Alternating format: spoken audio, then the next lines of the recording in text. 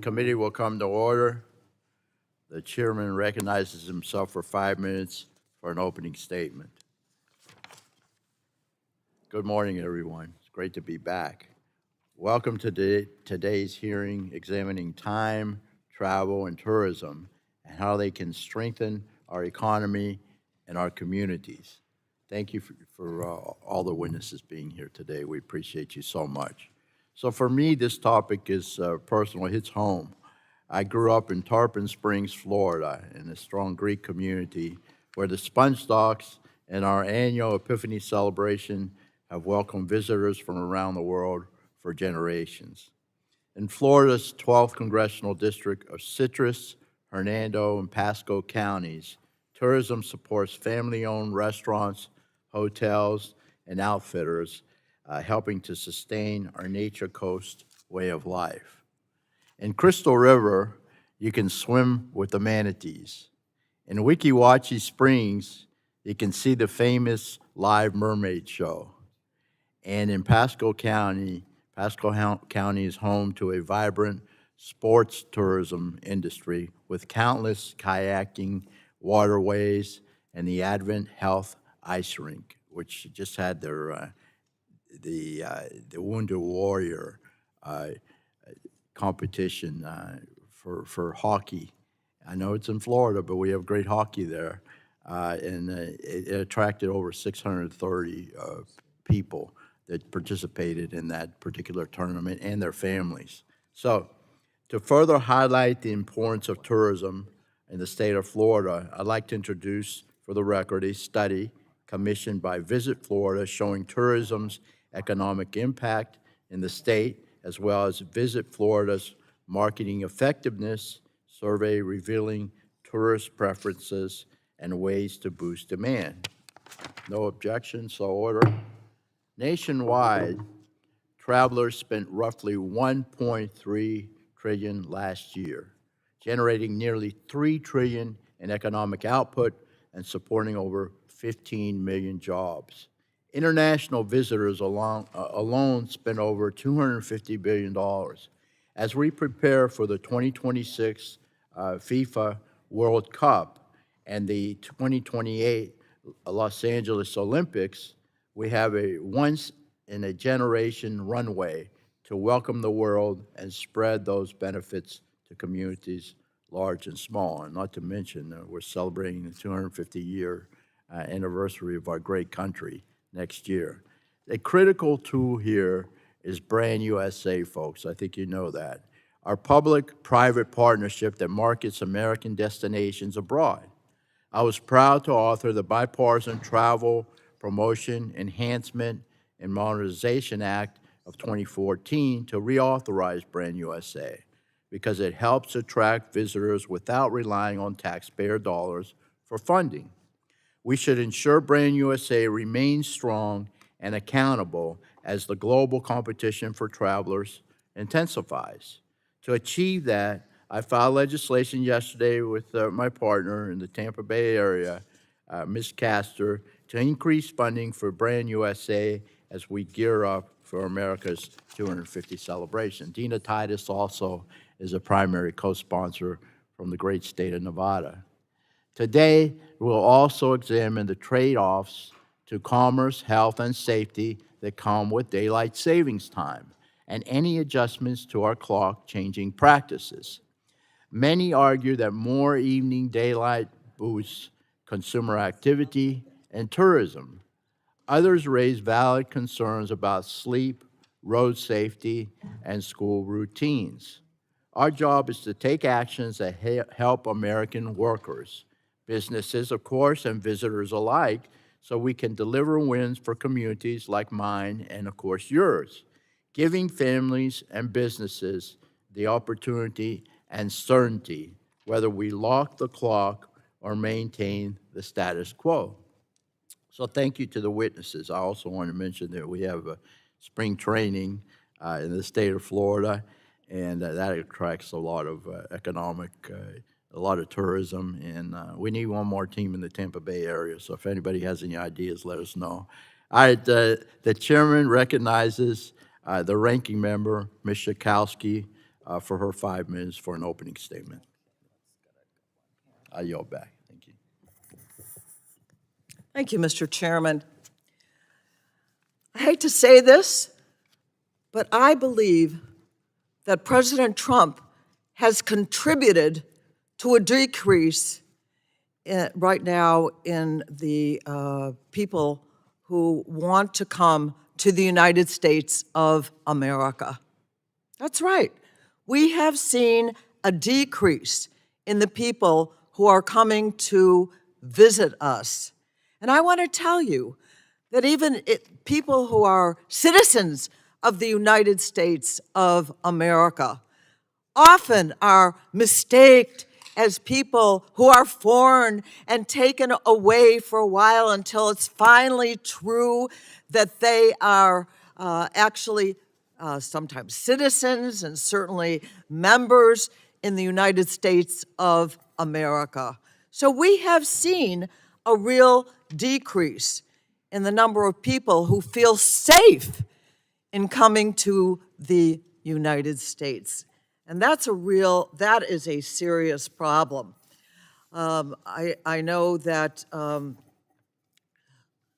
we're well aware that we want to have people come here and visit.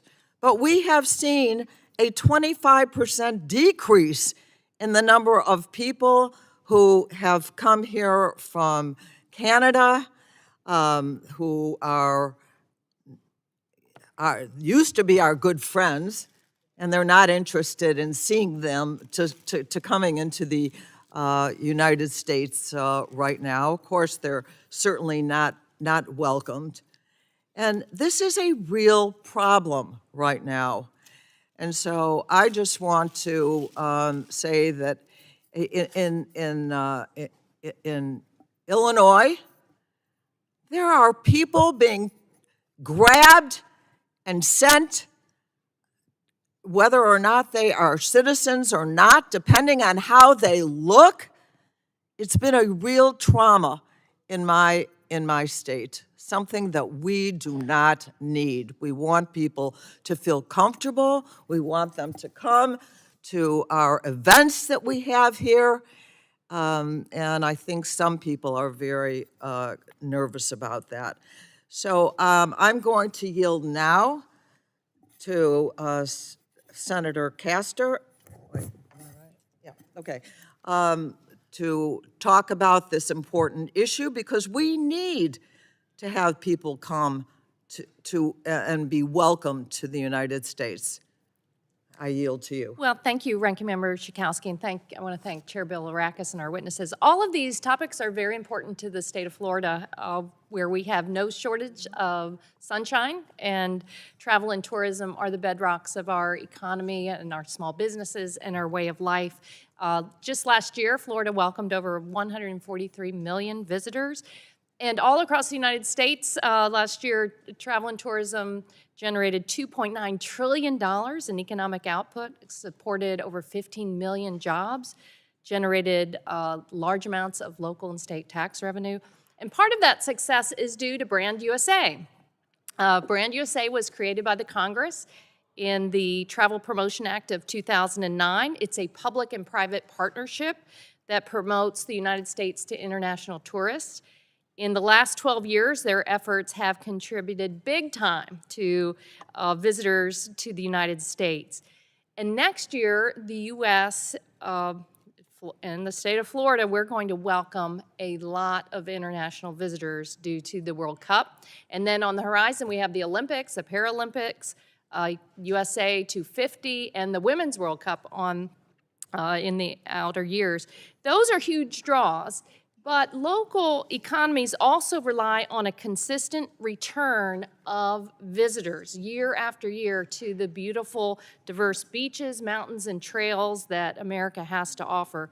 I want to mention that the temperature today in Tampa, St. Pete is going to be about 82 degrees and sunny. And we love our tourists because this is a clean industry that really provides enormous opportunities. So I see my time is running out. I'll have more to say. I want to thank Chair Bilirakis for leading the charge to to introduce the bipartisan Visit USA Act. I'm proud to be your partner on that and look forward to our discussion today. Thank you. I yield back. Thank you very much. The gentleman yields back, and now we'll recognize the chairman of the full committee, Mr. Guthrie, for 5 minutes for an opening statement. Thank you, Chairman Bilirakis, and thanks for having this hearing, and thank you to our witnesses for being here. When I looked at the title of this hearing, I realized how important punctuation is. Miss T's from English High School, because if you didn't use the commas, this would be time, travel, tourism. But it's time, travel, and tourism. So thanks for being here, and thanks for having this hearing. So in Kentucky, travel and tourism are essential to our economy. In my district, the city of Bowling Green, draws visitors from around the globe, whether they're touring National Corvette Museum or exploring the expansive caves, caverns, and underground rivers in Mammoth Cave National Park, or Abraham Lincoln's birthplace. Those experiences just don't showcase Kentucky's beauty and ingenuity. They fuel local jobs and economic opportunity. Just the vast of tourists who go to the national park, not just the national park, but the surrounding communities who also have caves. That not every cave is in Caves National Park, and have tourism as well, and the things that work for our tourists. So you can talk about travel tourism in Kentucky. You can't talk about it without talking about the Kentucky Derby. It's one of the largest drivers of tourism across the country. It's like we have a Super Bowl every year in Louisville. The 2025 Derby brought an estimated $441 million to our state, and that impact goes beyond the city limits of Louisville. It has significant impact on the entire Commonwealth and even the national economy. And our Bourbon Trail is a great example of tourism, and it brings people from around the world. But one factor that has outsized impact on our robust travel and tourism industry in the U.S. is the twice annual clock changing practice as a result of daylight savings time. And my good friend from Florida is going to learn that her young daughter will not understand when the time changes, so she's going to be on her body schedule, not on a clock schedule. So it's always great to have Peanut in the room, so that's wonderful. But shifting from 1 hour of sunlight from the beginning to the end of the day or vice versa can have different impacts on people's ability to exercise outside, attend live events, or attract customers to the retail business. In my district, I live right on the line where it divides. And so I have communities that are eastern and communities in my district that are in central time zone. And so it's a personal decision, and each place needs to look at how they observe daylight savings time. And time would have real and varying impacts for families. If you think about it, Bardstown, Kentucky has the same time as Portland, Maine. But the sun comes up about an hour and a half earlier in Portland, Maine than it does in and sets an hour and a half earlier than it does in Bardstown. Bowling Green, where I live, I have the exact same time as my good friend from Fort Worth, Mr. Goldman, but the sun rises for us an hour earlier and sets an hour earlier than it does, maybe a little over an hour. So these are things we really need to discuss, and I'm glad that we are. And I've heard of range of arguments for and against manual time change, including the impact more or less of sunlight on so our children can safely travel to and from school impacts.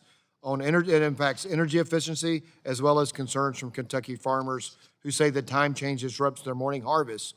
No matter where we fall on the issue, I know that many of us have heard directly from our constituents about this topic. And given our committee's significant responsibility to oversee issues affecting interstate commerce, it is imperative that we revisit policies like daylight savings time regularly to ensure federal law appropriately reflects the interests of all Americans. And thank you to our witnesses for joining us today. And I'm looking forward to our conversation, and I will yield back. Thank you, Mr. Chairman. I appreciate it. Now I'll recognize the ranking member of the full committee, Mr. Pallone, for 5 minutes. Thank you, Chairman Bilirakis. Today we're discussing travel, tourism, and time.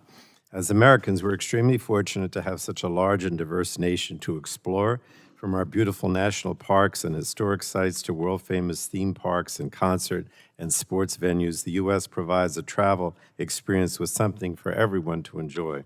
And tourism contributes trillions of dollars to our economy every year, creating jobs and supporting local businesses. Now, in my district, which is along the Jersey Shore, tourists can enjoy beautiful coastal areas with serene beaches, embark on fishing ventures along the Atlantic coast, explore the music scene at iconic venues like the Stone Pony, and so much more.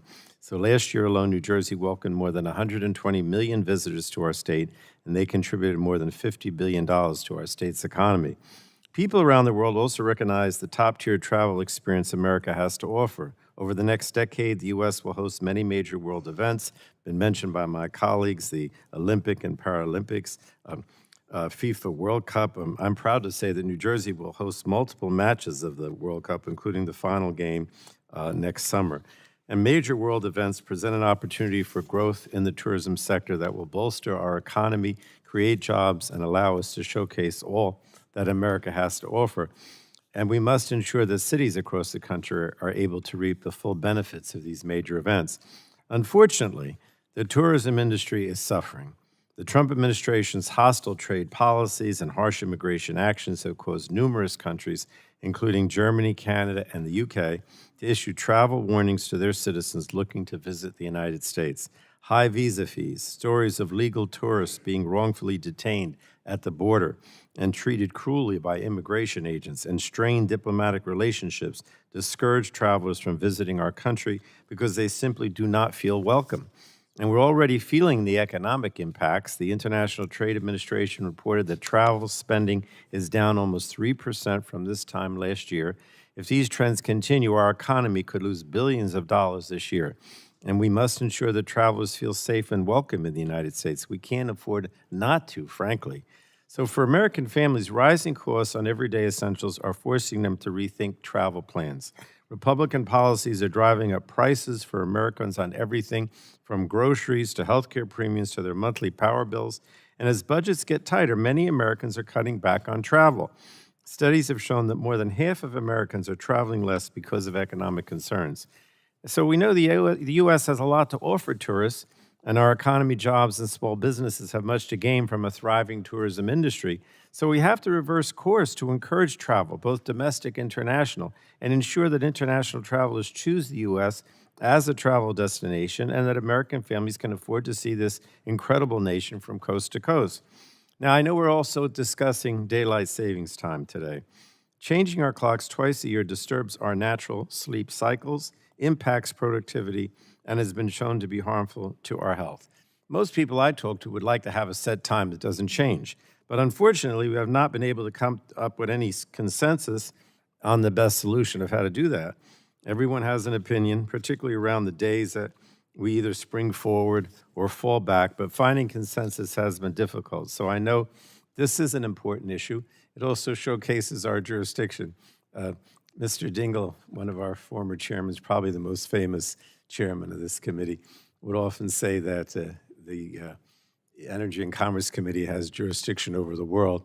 I don't know that he ever mentioned time, but I think when I tell people, oh, we have jurisdiction over time, they're very impressed. Maybe they shouldn't be, but they are. So it's certainly something we should discuss. But I've had a real hard time, Mr. Chairman, getting any kind of consensus amongst the Democrats or Republicans or the Senate or the House. So I know this is going to be difficult, but I do think most people think that we shouldn't be going back and forth, but then they don't agree on where we stay. So I look forward to hearing from our witnesses today and yield back, Mr. Chairman. Thank you. I appreciate it very much. Gentleman yields back. Now our witnesses for today. Ms. Rosanna Maietta, President and CEO of the American Hotel and Lodging Association. Welcome. Dr. Tyler J. Kleppe, EY Associate Professor of Accounting at the von Allmen School of Accountancy at Gatton College of Business and Economics at the University of Kentucky. And Ms. Lisa Simon, CEO and Executive Director of International Inbound Travel Association. Welcome. Mr. Jay Karen, CEO of the National Golf Course Owners Association. Welcome, sir. So why don't we begin with Ms. Maietta. You're recognized for your 5 minutes of testimony. Welcome again. Good morning, Chairman Bilirakis, Ranking Member Schakowsky, and distinguished members of the committee. My name is Rosanna Maietta, and I am the President and CEO of the American Hotel and Lodging Association, the unified voice of the nation's hotels. Thank you for the opportunity to testify today. Travel and tourism are essential to the American economy. Travel opens doors and builds appreciation for American culture and values. It is how we connect with each other on a human level.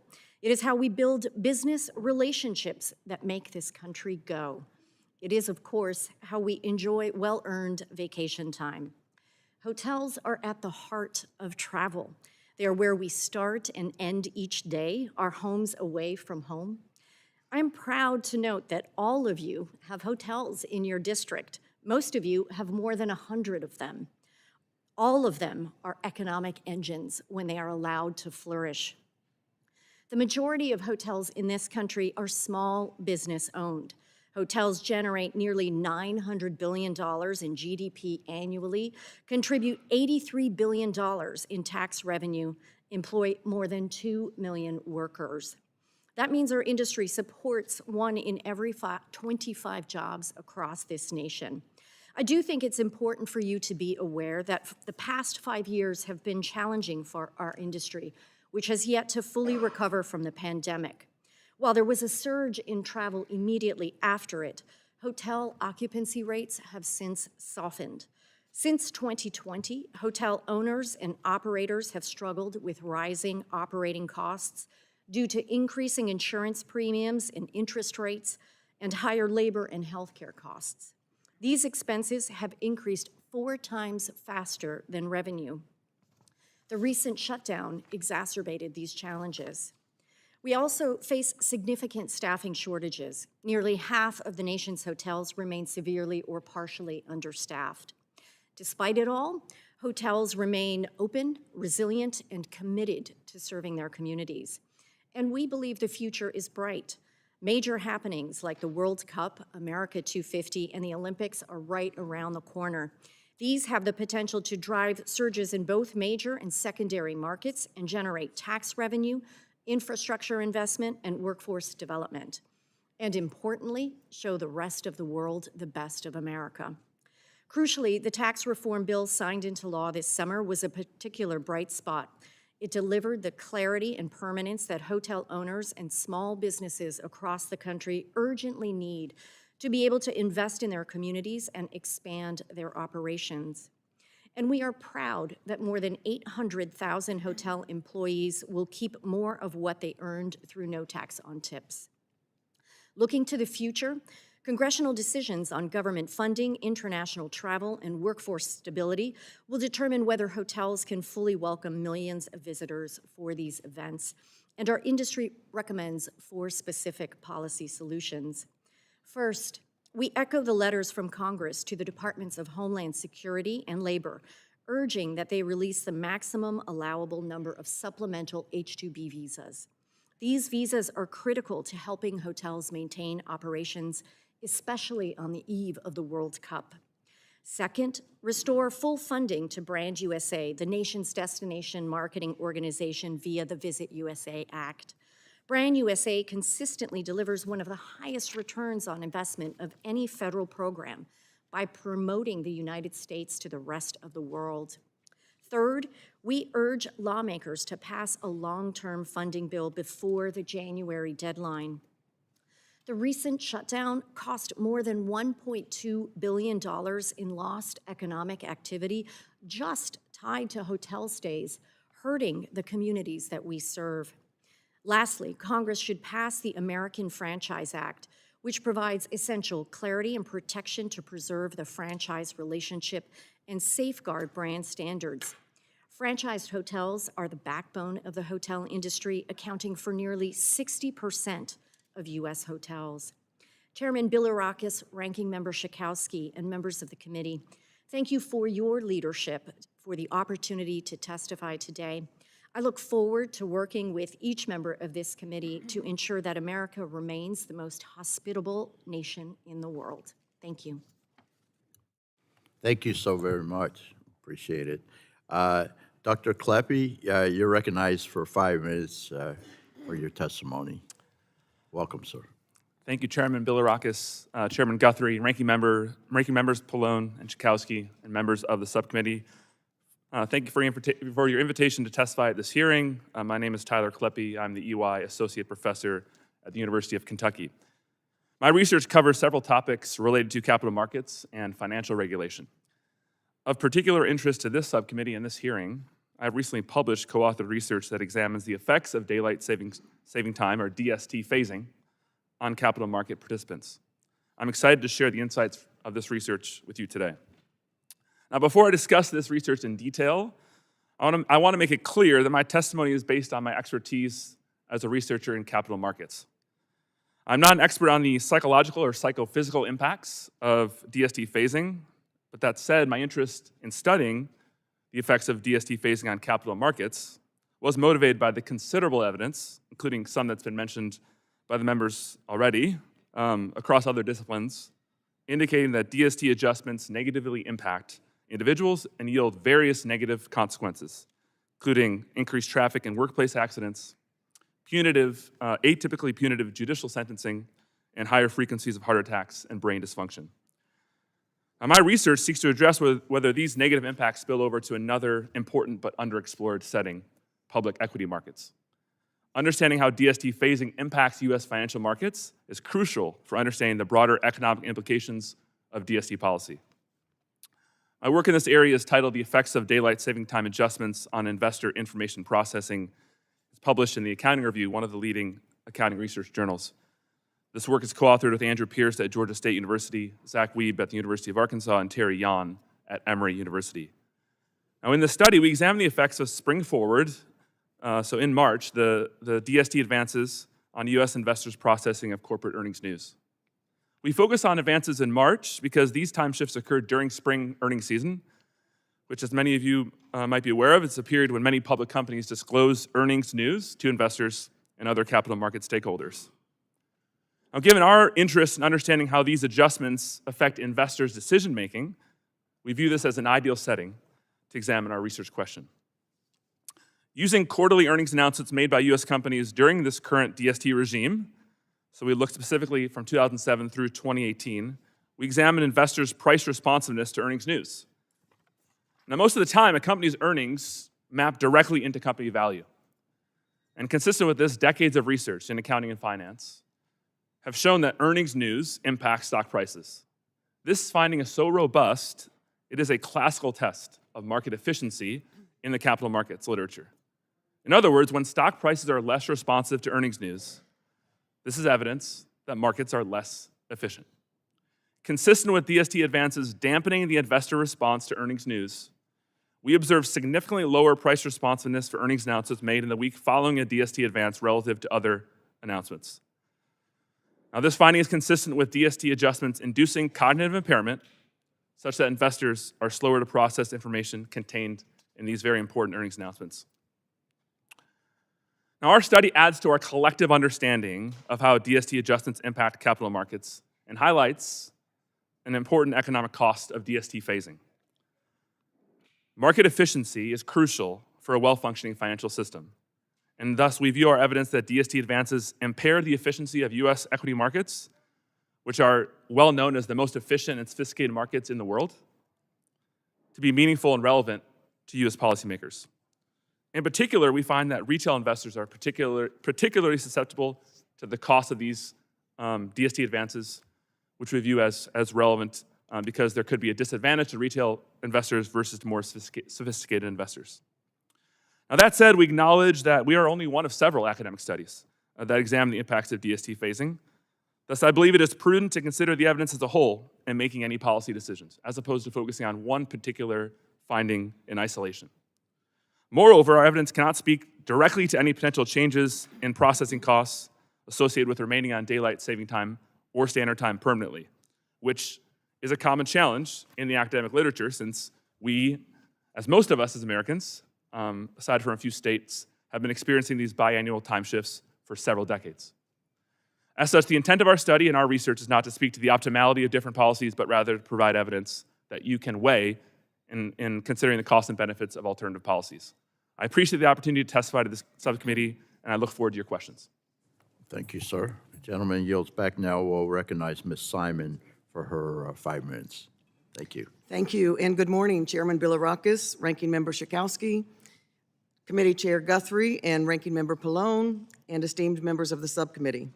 Thank you for the opportunity to testify on the state of international inbound travel to the United States, an industry that affects every congressional district, every urban and rural community, and thousands of small businesses across our country. I'm Lisa Simon with the International Inbound Travel Association, and our members are the tour operators, destination partners, and travel services that welcome millions of international visitors to the United States each year. International inbound tourism is a vital American export that supports millions of jobs, strengthens local economies and small businesses, and contributes significantly to the U.S. trade balance. I'd like to first acknowledge that good things have happened and are happening this year in support of international tourism, none the least of which is the recognition and support of the mega events that are coming to the U.S. in the next several years, starting with the FIFA World Cup next year and the Olympics and Paralympics in 2028 and 2034. We commend Congress and the administration for taking tourism issues seriously. However, we have other big issues that are negatively impacting this vital economic driver.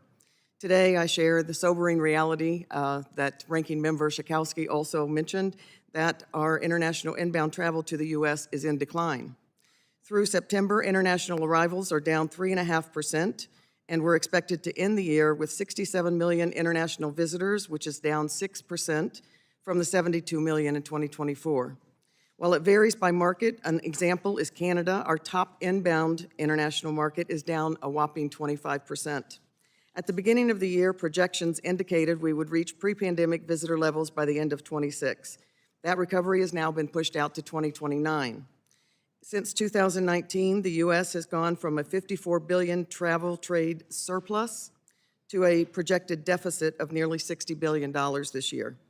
The rest of the world has been growing international visitation faster than the United States, reducing our market share of global international travelers. In fact, the United States is the only major country in the world that is predicted to decline in international visitor spending in 2025. While there are many contributors, many of the biggest deterrents come from recent policy changes, some of which have gone into effect, others that have been proposed. First, steep fee increases for international visitors that are building on already high cost of visiting the United States. We are an expensive destination. From the One Big Beautiful Bill, there's a proposed $250 visa integrity fee on top of the existing $185 visa application fee, which, if implemented, would result in the U.S. having the second highest visa cost in the world. Entry fees for travelers from visa waiver countries and those entering at land borders have doubled and increased fivefold, respectively. And a recent executive order directs higher entrance fees for international visitors to national parks, coupled with a bicameral bill, the Patriot Parks Act, that would codify this international visitor surcharge. This particular policy, we believe, would have serious consequences beyond costs. Imagine the long lines and delayed entry for visitors, including Americans, as the parks check IDs of every visitor.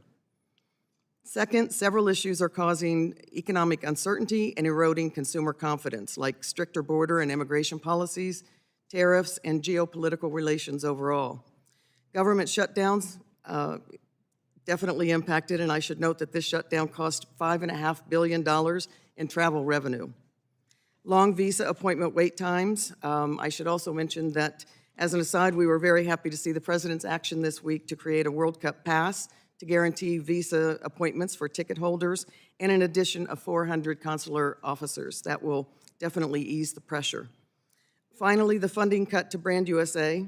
Brand USA, as mentioned, is funded by private sector contributions and fees paid by international visitors from visa waiver countries. No American tax dollars are used to fund Brand USA. The One Big Beautiful Bill cut Brand USA's funding by 80%, at a time when we need to be in front of the world with a unified, welcoming message. We respectfully urge Congress to ensure a welcoming, seamless, and efficient entry process for international visitors, reject policies that single out international visitors, including the Patriot Parks Act and the $250 visa integrity fee, streamline visa processing and expand visa waiver programs, support Chairman Bilirakis' bill, the Visit USA Act, announced yesterday, and again, thank you, Chairman, to restore full funding for Brand USA for the next 2 years, and then reauthorize Brand USA in 2027. In closing, we cannot afford to lose any more ground in one of our most important export industries that supports our communities, American workers, and our national economy. Thank you for the opportunity to testify, and I'm happy to answer any questions. Thank you. We appreciate it very much. Now we'll hear from Mr. Karen. You're recognized for your 5 minutes of testimony. Good morning. Good morning. Members of the subcommittee, thank you for this opportunity. I'm Jay Karen, CEO of the National Golf Course Owners Association, representing 4,000 golf courses nationwide, public, private, resort, municipal facilities. Basically, if it has a flag stick, we take a stake in it. I also serve on the leadership committee of the American Golf Industry Coalition and on the board of directors of the U.S. Travel Association. Many people think of golf as just a game until they really understand the impact behind it. Golf is a $102 billion industry employing nearly 2 million Americans, and a game played outdoors by 30 million Americans.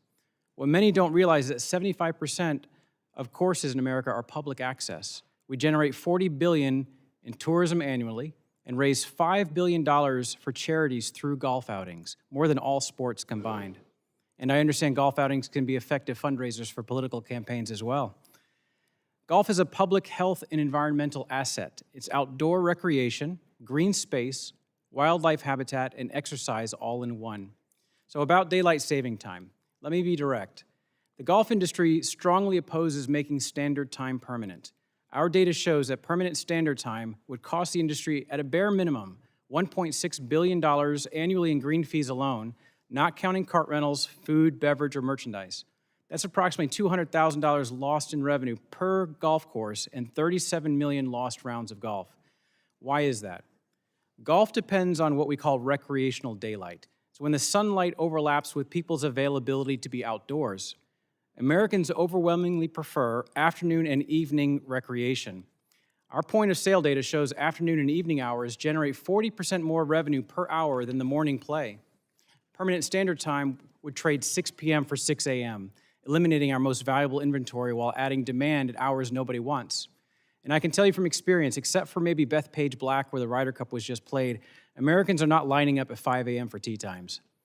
Our industry has diverse views on making daylight saving time permanent, though. Surveys show that about 64% of our members support permanent daylight saving time, while 83% agree, though, that it would help their businesses. 27% prefer changing the clocks twice yearly, the status quo, and only 7% support making permanent standard time. So permanent standard time would devastate evening leagues, after work play, after school play, charity fundraising events, and seasonal employment. Beyond golf's economic interests, extending evening daylight supports public health, combating obesity, supporting youth sports, and enhancing public safety through reduced crime rates. If we eliminate changing the clocks, we urge permanent daylight saving time. Now, turning to travel and tourism, America is losing ground internationally. We've heard this. The U.S. is the only major country projected to see declining international visitor spending in 2025. Cost and perception issues are major barriers. The strong dollar through 2024, visa wait times can average 175 days in top markets, and now the visa integrity fee. This comes at the worst possible time. In the next 4 years, we'll host all of these wonderful events and expect to draw 40 million international visitors, but only if we strengthen our competitiveness. Inside of travel, golf represents an underutilized asset. Our $40 billion in annual golf tourism makes us the second largest economic driver in the sport. International golf travelers are exceptionally high-value visitors, spending $3,000 per trip versus $1,600 for domestic travelers, staying 6 nights versus 3.5 nights, and filling shoulder seasons when beach and ski destinations struggle. The U.S. has the best golf tourism product in the world, and we are dramatically outmarketed by Scotland, Ireland, Spain, and emerging destinations in the Middle East and Asia. The urgent priority is to restore Brand USA's full funding. Congress cut it by 80%. Brand USA represents, as we know, or operates through ESTA fees and private industry contributions, not taxpayer dollars, and generates a 24-to-1 return on that investment. At current funding levels, we cannot compete with countries spending $40 to $50 million annually marketing their destinations. So we strongly support bipartisan legislation led by Chairman Bilirakis, Representative Castor, along with Senators Sullivan, Klobuchar, Capito, and Rosen to restore full funding in fiscal years 26 and 27. Following funding restoration, Brand USA should be reauthorized beyond fiscal year 2027, and of course with specific direction to position golf as a signature American tourism experience. Conclusion here, daylight and tourism policy may seem unrelated, but if we get this right, Americans stay active, communities thrive, and the U.S. remains a premier destination. Thank you for inviting me to share this perspective. Thank you very much. We appreciate it very much. And I have several golf courses, as you know, in my area. That's for sure. I'm not going to mention any because I don't want to leave anyone out. So, but in any case, let's go ahead and start with the questions. I'm going to recognize myself for 5 minutes. My first question is to Ms. Maietta. I'm a strong supporter, as you know, of Brand USA, the nation's tourism marketing arm, which in fiscal year 2024 brought an estimated $25 in visitor spending for every dollar invested. Again, no taxpayer dollars. How important is Brand USA to America's competitiveness in attracting international travelers? Thank you, Chairman, for having me here and for introducing Visit USA along with Representative Castor. Brand USA is critical to attracting more visitors here at home. As you've heard from myself and others here, we've been losing to American or international travelers for a number of years. We are down 24% over the last 5 years. We haven't come back to pre-pandemic levels of international visitors here at home. And the benefit of not only showing this great country of ours from coast to coast and all of the culture that America showcases and has to offer the rest of the world, foreign travelers spend 8 times more when they are here in the States. For every American that travels across the country, spending $100 in hotels, they spend $234 in the community. International travelers spend 8 times that. And so it's a critical it's a critical export for us. So we would encourage passage of that into law and the funding of the restoration of funding for Brand USA. It is critical to our future. Thank you. Mr. Karen, sports tourism, including golf, is a major engine of economic activity, generating $114.4 billion in total economic impact and supporting 665,000 jobs in 2024, according to the Sports ETA, in the coming years. The U.S. is preparing, of course, as you know, in the coming years, to host major international events like the 2026 World Cup and the 2028 Olympics. How can the U.S. capitalize on these opportunities and ensure local communities benefit from the spillover economic effects that these mega events will bring? You know, the wonderful thing about Brand USA is the cooperative marketing that happens within it, the cooperative marketing and branding that Brand USA does with hundreds of destinations around America, state and local. So I'm sure, knowing what's coming over the next 4, 5, 6 years, that Brand USA is ready to pick up the opportunity to kind of be the concierge for all those coming to America, if you will, for international visitors looking to enjoy their stay before, during, and after these amazing events. The technology that they use on their site allows you to build itineraries. If I'm coming to the U.S. for 5, 6, 7 days, where do I want to go? What do I want to do? And it includes the surrounding areas, not just the hub cities. And the marketing campaigns often highlight the local and unsung assets in those areas as well, right? So I think the way for the spillover effect into the local communities is to let Brand USA do their thing, empower them to do this. Very good. Thank you very much. The great state of Florida was the first state to enact legislation to adopt the permanent daylight savings time, pending federal action in order to secure more evening daylight. But we need federal action if that's going to happen. Dr. Kleppe and then Mr. Karen, what are the economic pros and cons of year-round daylight savings time, particularly with respect to travel and tourism? We'll start with Mr. Kleppe, and I know Mr. Karen, you might want to elaborate a little bit. I know it was in your previous testimony, but let's, Mr. Karen, please. Well, thank you, Chairman, for that question. Now, the answer to that question kind of lies outside of the direct research I've done, but I can give you the academic perspective. So as far as the pros, the economic pros for permanent daylight saving time, I think echoes what Mr. Karen mentioned about the potential increased revenue in certain industries, particularly retail, restaurants, hospitality, outdoor recreation. Those particular industries that benefit from more afternoon or evening sunlight.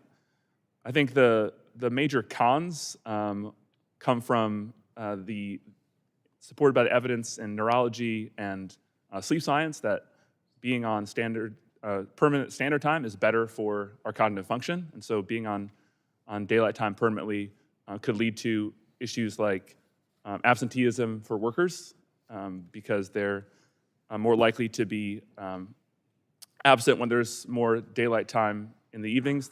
Research has shown that, and so that could have economic productivity costs if workers are working less. And the spillover effect could be if they're working less, salaries and wages are lower, they have less disposable income to spend on those retail and hospitality services. So again, there's not a ton of research on it because we haven't lived in an environment where we have this permanent daylight time, but that's the academic perspective that I can share. Okay, thank you very much. Mr. Karen, I know briefly because I'm over time. So I think Congressman Fry will appreciate this one about Myrtle Beach, because when you look at a golf destination like Myrtle Beach, and standard time goes from November to March, really about 4 months or so. And if daylight saving time was made permanent, it opens up afternoon hours to play more golf in the afternoon. So the folks coming down from Ohio and Canada that like to go to Myrtle Beach will they can squeeze 2 rounds of golf in instead of 1 on these trips, right? And it just basically unlocks an amazing amount of inventory for the golf industry, but that translates to good health for Americans as well. So we'd have millions, tens of millions more people playing golf in the afternoons as a result. So the economic impact of that is enormous. Thank you very much. I appreciate it. I went over my time. I'll give you opportunity, Ms. Schakowsky, to go over your time if you like. I want to yield you 5 minutes for your questioning, please. Thank you very much. Ms. Simon, I want to thank you so much for your participation here. Thank you. And I have just a couple things that I want to ask you about. We have 25% decrease from Canada in the amount that is paid now to the United States of America, and some other places not doing so well either. And I wanted to ask you, what are the things that are standing in the way of increasing the work that other countries are doing with the United States of America? So if you could talk about what kind of improvements that we could make. It's really too bad, I think, with Canada that we are, they've been a good friend of ours for a long time and no longer. But if you could talk about what we need to do to make it better for foreign travel. Thank you, Congresswoman. That is a wonderful question, and I appreciate it. International travelers are confronted with a number of issues that are prohibiting them or inhibiting them from coming to the United States, starting with, I think, rising costs. We're an expensive destination. Hotel costs and transportation costs haven't really gone down since the pandemic. So business costs are up, therefore traveler expenses are up, and then we, by policy, are now adding rising expenses to just them coming to the United States with the $250 visa integrity fee that's proposed. There are also higher entrance fees that have gone into effect for ESTA fees from travelers from visa waiver countries. That's gone from $21 to $40. It nearly doubled. Land border fees, which would affect, obviously, Canada. The I-94 form entrance fee has gone from $6 to $30. So there are, significant additions to the cost of just entering the United States. And now there's a proposal from an executive order, actually, to introduce international fees that are higher than U.S. fees, residence fees, for entry to national parks. We believe this Just the target of these fees on international visitors sends an unwelcoming message. And you couple that with the global media attention, basically, that there has been on tariffs and the, border detainments, hardening of immigration and ICE raids, I think, as you mentioned earlier. It presents unwelcoming images to foreign visitors, and it creates a lot of uncertainty, a lot of negative sentiment, a lot of feeling of unwelcomeness. And this is coming at a time when there are a lot of other options. There's very high competition for destinations right now. Other countries are making it cheaper and easier to visit, and we're making it harder and more expensive. So what do you recommend are the things that we could do to improve travel to the United States? I would eliminate those fees. Do not move forward with the $250 visa integrity fee. Do not implement a higher fee for international visitors to national parks. I would reauthorize in 2027, but for now, fund through the new Visit USA Act, Brand USA, because they really do drive travelers and demand to the United States. They also are challenged with making sure that they address policies and procedures and that international visitors are well informed. And as my colleague said, they coordinate destination marketing across the country and helps our destinations and cities across the country welcome and let international visitors know they are welcome to the United States to visit. So are you working to help prevent the things that are keeping them away? Absolutely. Our members are working with the international travel trade, the tour operators and travel agents that are actually working with the consumers, international consumers. And we spend a great deal of time educating them on current policies and as they're changing, making sure they're aware of changes, making sure they understand facts versus perhaps misperceptions. Thank you so much. Appreciate it. Thank you. Gentlelady yields back. Now I'll recognize the chairman of the full committee, Mr. Guthrie, for his 5 minutes of questioning. Thanks, Dr. Kleppe. This is for you. I mentioned that my district splits. Literally, I live right almost on the border, and I mentioned the afternoon, the sunrises and sunsets, an hour different in Portland and Bardstown and my place in where I live in Fort Worth.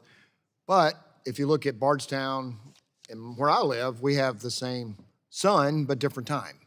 And so I know we all we're interested in the afternoon extra hour. I would love to have the extra hour afternoon time. But we also, if you change it in the morning, then kids from Bardstown will be, actually there's a town called Brandenburg, it's really west of where I live, that's still in Eastern. They would be going to like 8:30, I think, before the sun would rise.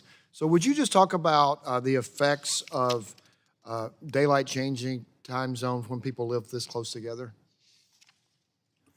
Absolutely, Chairman. Thank you for that question. I also like to get in that when you mentioned the Derby for Kentucky tourism, let's not forget Keeneland and Lexington as well.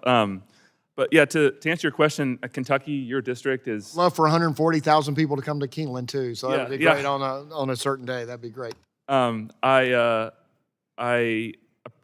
know your district is uniquely positioned as it relates to time and sunlight issues. What I can say from our research is that there's no reason to expect that these time shifts would differentially affect your constituents, based on time zone. However, a shift in the policy to, permanent daylight saving time would be more salient and potentially more costly for, depending on what time zone you're in and where you are in the time zone.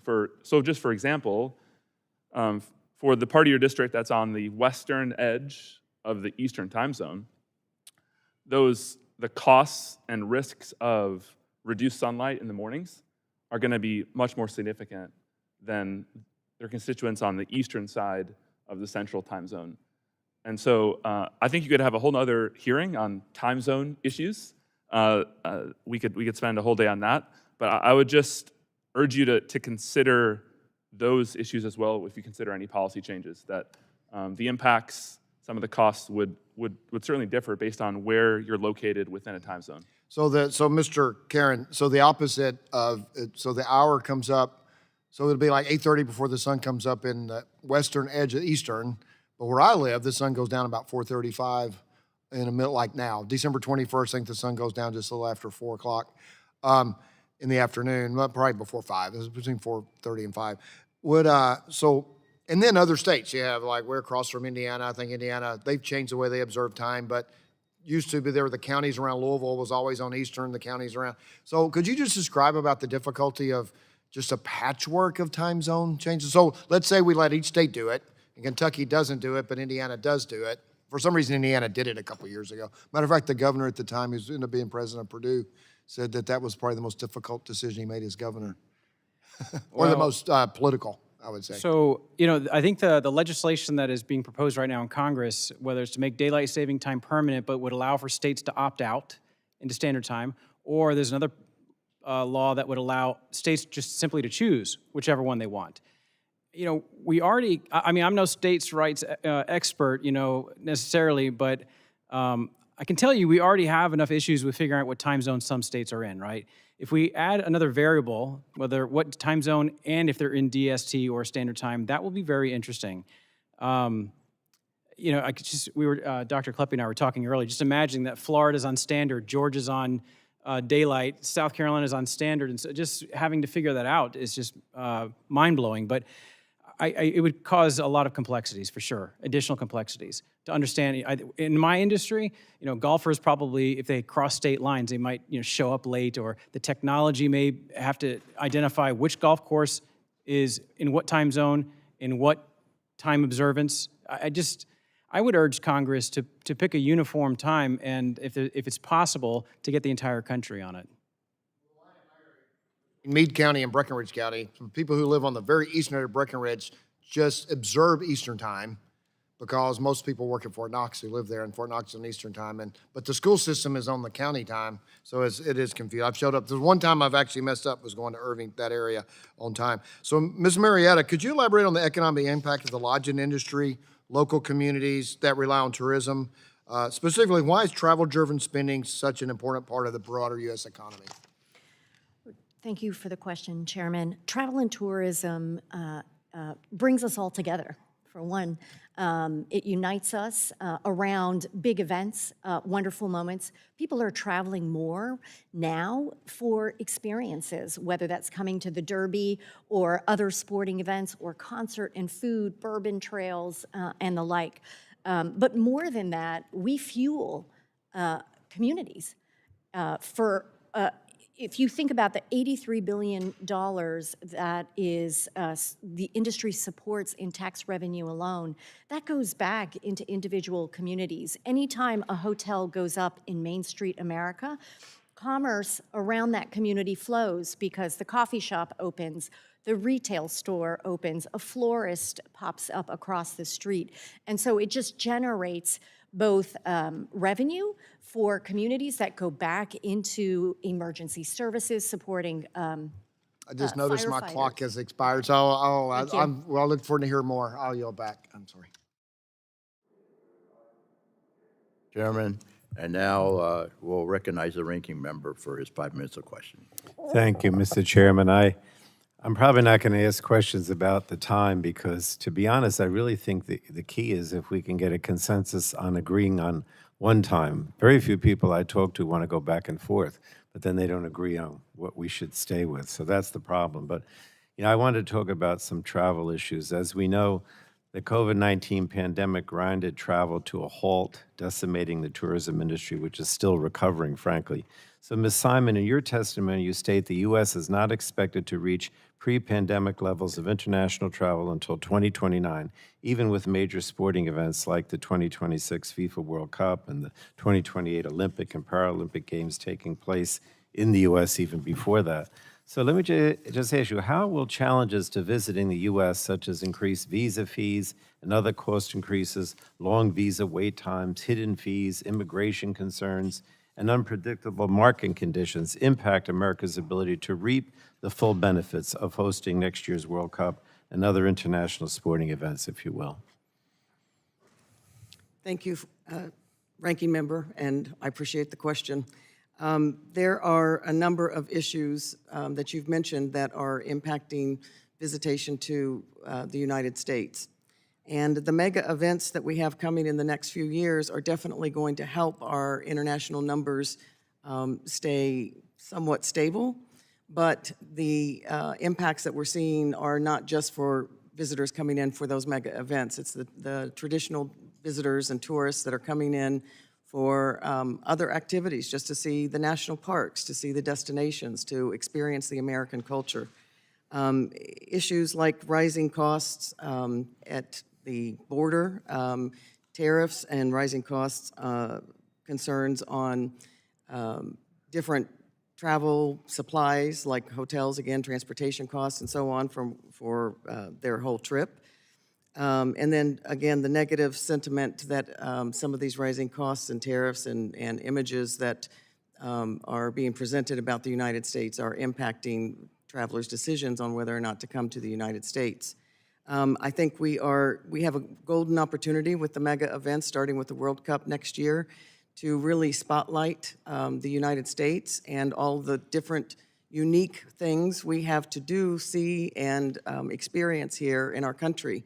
And that should have a lasting effect on growing travel in future years, because people will see all the things that they can do. And those who are coming for the games will be experiencing multiple destinations while they're here.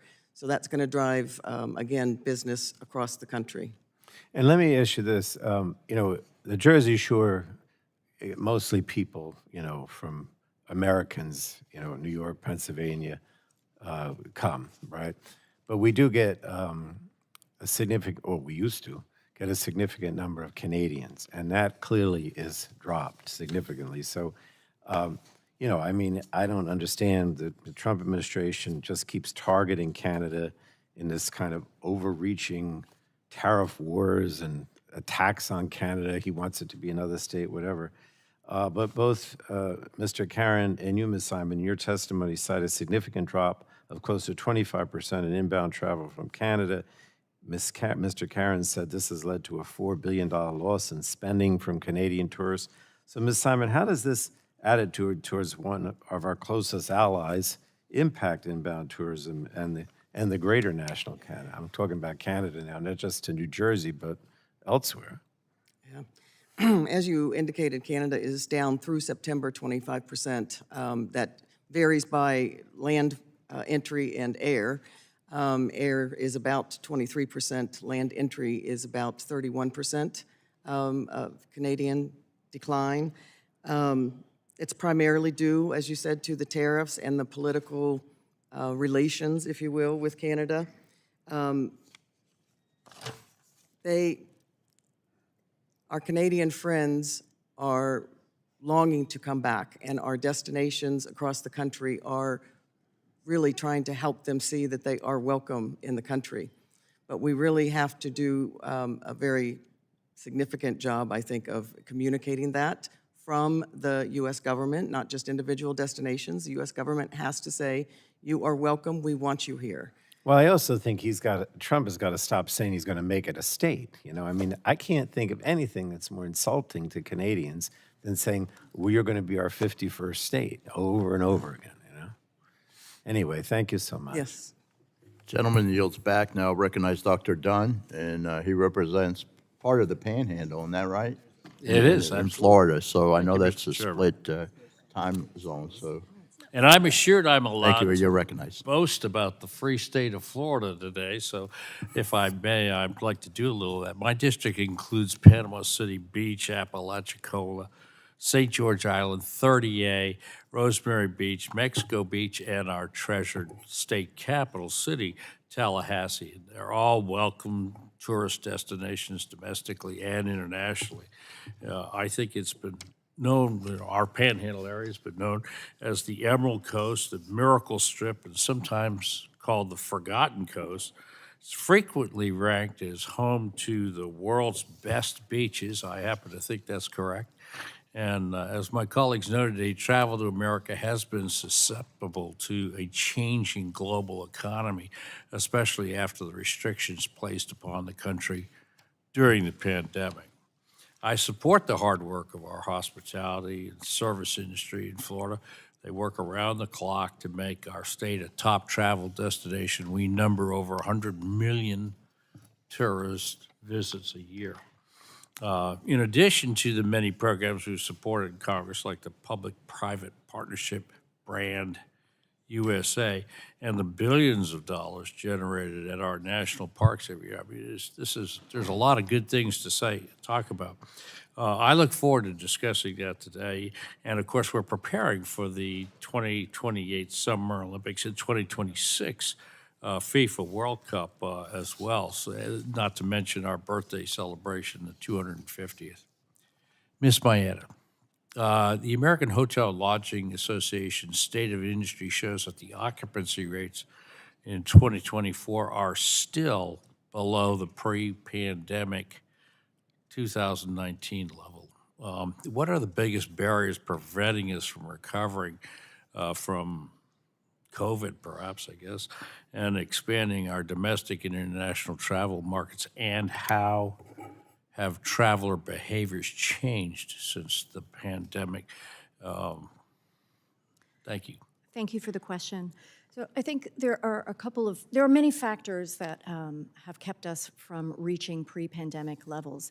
But make no mistake, Americans are traveling. Their travel habits have changed. They are looking for experiences. They are looking for budget experiences. There is a hotel that meets every pocketbook, so I'm very proud about that. I think it's really important for us as we think about our industry that is still facing a significant staffing shortage, and that prevents other services. Perhaps a restaurant stays closed, or we're not offering room service because we don't have the staff to support that. So releasing the supplemental H-2B visas, it's a legal guest worker program that helps supplement our staff, particularly in places like Florida, resort destinations, far-flung places that are hard to get to for staff. And so the H-2B visa program is of particular importance. And again, passage of the Visit USA Act, supporting Brand USA so that we can continue to showcase the best of America with a welcome message, ease of travel, and making it affordable for international guests to come here and spend their money here will be important. Well, I urge you to continue pressing on their guest worker programs. I mean, we tried to fix that years ago. I mean, this is something we need across a number of industries, so please keep working on that. Mr. Karen, something you said earlier actually piqued my interest. Did I understand you to advocate for a single time zone for all of the United States?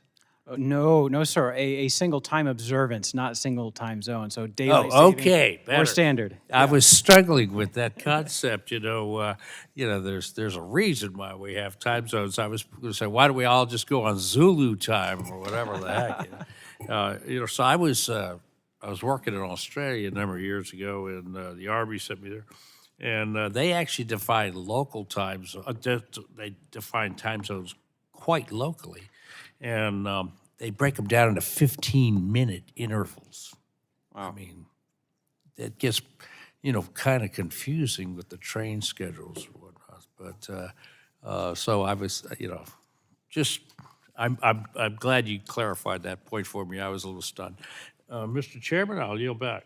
Thank you very much. Appreciate it. Now we'll recognize Ms. Castor from the great state of Florida, from the Tampa Bay area, and she has a lot of hidden treasures in her district as well. So we do. You're recognized. Thank you, Mr. Chairman. Ms. Simon, international travelers have a lot of options. These are their hard-earned dollars, discretionary dollars, and they can travel just about anywhere they want, all across the world. I think that highlights the importance of a consistent public-private partnership to promote American destinations. We took an unfortunate U-turn under the big ugly bill in slashing support for Brand USA, and that's why I'm so grateful to Chair Bilirakis for getting us back on track.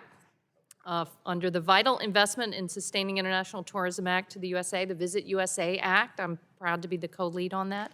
But can you talk about why it is important to have consistent messaging, advertising, promotion outside the United States to encourage international travelers to come to the U.S.? Excuse me, and thank you for the question. And Brand USA does do a tremendous job at that consistent messaging and making sure that they are touting the best of America for international visitors to come to our country. That is critical because there is so much competition. We are, as I indicated earlier, we are the only country that is going to see an international visitor spending decline in 2025. The rest of the world, global international travel is growing. And it is critical that we really focus on this as an industry and as an economic driver of our country. Brand USA is so important because for every dollar they spend in industry promotions, the return is $21. So it is a logical investment. And it's not just in the state of Florida. That's all across the country. There are plenty of places, like I know Rep. Soto's going to talk about everything happening in the Orlando area. You've heard but international travelers come all over and that supports jobs and local economies all across the country. Is that right? Absolutely. And Brand USA is by law to promote smaller destinations, rural destinations, small businesses, as well as the main, of course, gateways and attractions to the country. So they are bringing that economic benefit across the country to all businesses and business owners. And I hear from my Tampa Bay area of small business owners, they need all the help they can get right now.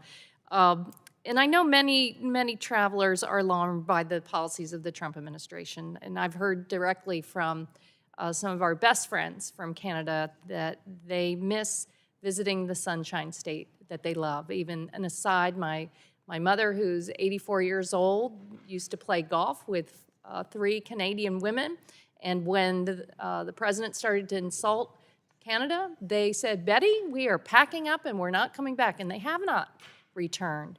And then clearly there are larger policy issues at play, an affordability squeeze. Over half of Americans are cutting back on travel. Part of it is because of some of the deceptive information out there when it comes to lodging. I want to thank everyone on this committee for passing my bipartisan Hotel Fees Transparency Act. It's passed the House now. We're waiting for the Senate. Ms. Maietta, thank you for being outspoken in support of this. Why is it important that domestic travelers or travelers from anywhere understand the price that is real to them, especially when they are so concerned about the affordability squeeze right now? Congresswoman Castor, thank you for your leadership on that important bill. Transparency is so important to all our guests, and I'm so proud of our industry for leading on displaying the price, the total all-in price at the time of booking. If you think about the habits of people booking hotels today, they're coming from many different sites. Not everyone is booking direct, even though we encourage that as the best pathway. And so making sure that the rest of the travel ecosystem is up to the same standards of displaying an all-in price comprehensive of resort fees. It should be noted that resort fees are only charged in 6% of all hotels, and we know that guests are fine paying that those charges if they're getting a benefit or an amenity for it. But it is not widespread. Not every hotel is charging resort fees. But it would be a little bit of help for travelers if the Senate can get that across the finish line. Exactly. Don't you agree? Thank you for sponsoring that bill, and we hope to see that cross the finish line. Thank you. I yield back. Thank you. I now recognize myself for 5 minutes. I appreciate all of our witnesses for being here today and sharing your insight. Tourism is critical for Florida's economic growth and success. This fiscal year, the Tampa Bay area, which I am also proud to represent, surpassed a record $1.2 billion in hotel revenue. In Florida's 15th district, we regularly welcome visitors from across the state, country, and world to our many attractions, from amusement parks like Busch Gardens to beloved annual celebrations, including the Florida Strawberry Festival, which is a personal favorite of mine. I look forward to hearing more from each of you about how we can best support these industries and keep our great state home. So, Mr. Karen, I would like to return to your testimony. As you know, Florida has a booming golf industry. We've already touched on that here today, which generates over $11 billion each year, according to the Florida Sports Foundation. In your written testimony, you suggest creating golf tourism as a distinct marketing category to better position the United States as an international leader in this industry. How can the U.S. better distinguish its golf offerings against international competitors like Europe and the Middle East? What a great question. Golf is super hot right now. For the last 5 years, we've had year-over-year growth, and it's because of the popularity. We have young people, people of color, women, and more flocking to this game, and the vibe is just different. And so it's time to kind of leverage this interest into stronger marketing. And I think restoring Brand USA's full funding and maybe having a conversation between myself and Fred Dixon, who's the CEO, would go a long way in putting the American golf courses at center stage. Because, Ireland and Scotland and the Middle East now especially are spending enormous money to get world travelers to come play golf in their locations. Right now, golf is not very conspicuous in some of that marketing. There are some exceptions. I'm sure Florida puts it front and center. South Carolina Parks and Recreation Tourism, they put golf center of their marketing when they go overseas and market to England and so forth to come to the States. But it's about time to kind of recognize the economic, we've talked about the economic impact of golf in the communities and the great resorts around America. We've got the best product in the world, but we're just not selling it very well. So it's time to kind of lift it up and double down. And you just touched on something about state marketing and state work in this arena. Is there a role that states and localities can also play in amplifying the marketing for golf tourism? Absolutely. And we find, I've found, since I've been on the board of the U.S. Travel Association over years, there are states that will slash funding or cut it completely in some cases for all marketing. When they're looking at economic development and spending in their estates, they slash tourism marketing. And I think that's a self-inflicted wound, right? We've got the greatest assets. We just talked about the economic impact of people spending money. Why would we not double down on that? Every state has golf courses in America, right? Every state has marquee ones as well. So, I'm biased a little bit, but I think they should put that front and center. The imagery that you can put on the websites and the videos you can have on the golf assets are incredible. So I appreciate your support on that. You also mentioned the importance of improving our transportation infrastructure in promoting golf tourism. I strongly agree that we need to make air travel in particular more reliable. I recently introduced the Flight Act, which would notify passengers whenever a flight is delayed by more than 15 minutes. Are there any existing federal transportation programs that we should consider examining or strengthening, in your view, to help promote easier access to golf destinations? I don't focus on the air travel with golf so much as I do with the resorts themselves, and they're all doing quite well in the United States. But I would say keep modernizing the infrastructure, keep modernizing what airports are willing to do. Luggage transfer, we have millions of people bringing golf clubs to the United States, so getting those clubs transferred quickly and safely is important to those folks. So it's not my area of expertise, but certainly we would be supportive of any modernization and progressive practices with air transport. We've got some really innovative luggage and baggage transportation options in effect in Florida, so I agree. Ms. Maietta, you mentioned in your written testimony that the recent federal government shutdown had a devastating impact on hospitality. Would you briefly tell us what that effect was and what you hope to see going forward? Thank you for the question, Congresswoman. The shutdown impacted travel immediately, overnight. Things changed. People canceled bookings. I've heard even from members this week that those who were planning to travel over Thanksgiving, there was just a wave of cancellations. So the immediacy of that led to $1.3 billion in lost revenue from hotels alone, all of that revenue that goes back into the community when people are traveling. We would urge a long-term solution to the January deadline, avoiding shutdowns and ensuring that travel is not caught in the crosshairs. And thank you. We are out of time. Thank you for that. All right, Mr. Soto, you are recognized for 5 minutes. Thank you, Madam Chairwoman. I'm proud to represent the theme park capital of the world in Central Florida, areas like Orlando, Kissimmee, and St. Cloud. We're honored to have Disney, Universal, SeaWorld, Gatorland, one of our local favorites too. We also have sport fishing in the Kissimmee Chain of Lakes in Northern Everglades, space tourism in the district right next to mine with Cape Canaveral being the busiest spaceport in the world. We're about to hit 100+ launches this year, and beaches like Cocoa and Melbourne, although I will say Chairman Bilirakis and Representatives Castor and Dunn have some pretty fine beaches too.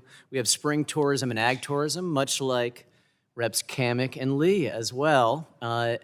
And we see some strengths right now, thankfully because of investment with Epic Universe that really powered us through the summer when we saw tourism down in other places across the country.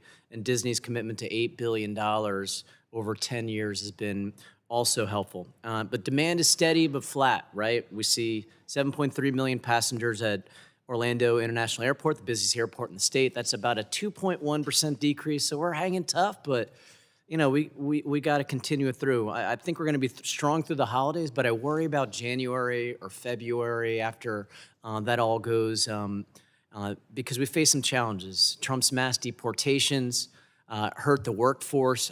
A million immigrants have lost their legal status in Florida between Cubans, Venezuelans, and Haitians who work in this industry. And then obstinate trade and foreign policies hurt foreign tourists, especially Canada. Why are we messing with Canada? For the record, Orlando loves Canada, okay? Europe too, as well, and Brazil. 50% tariffs on Brazil.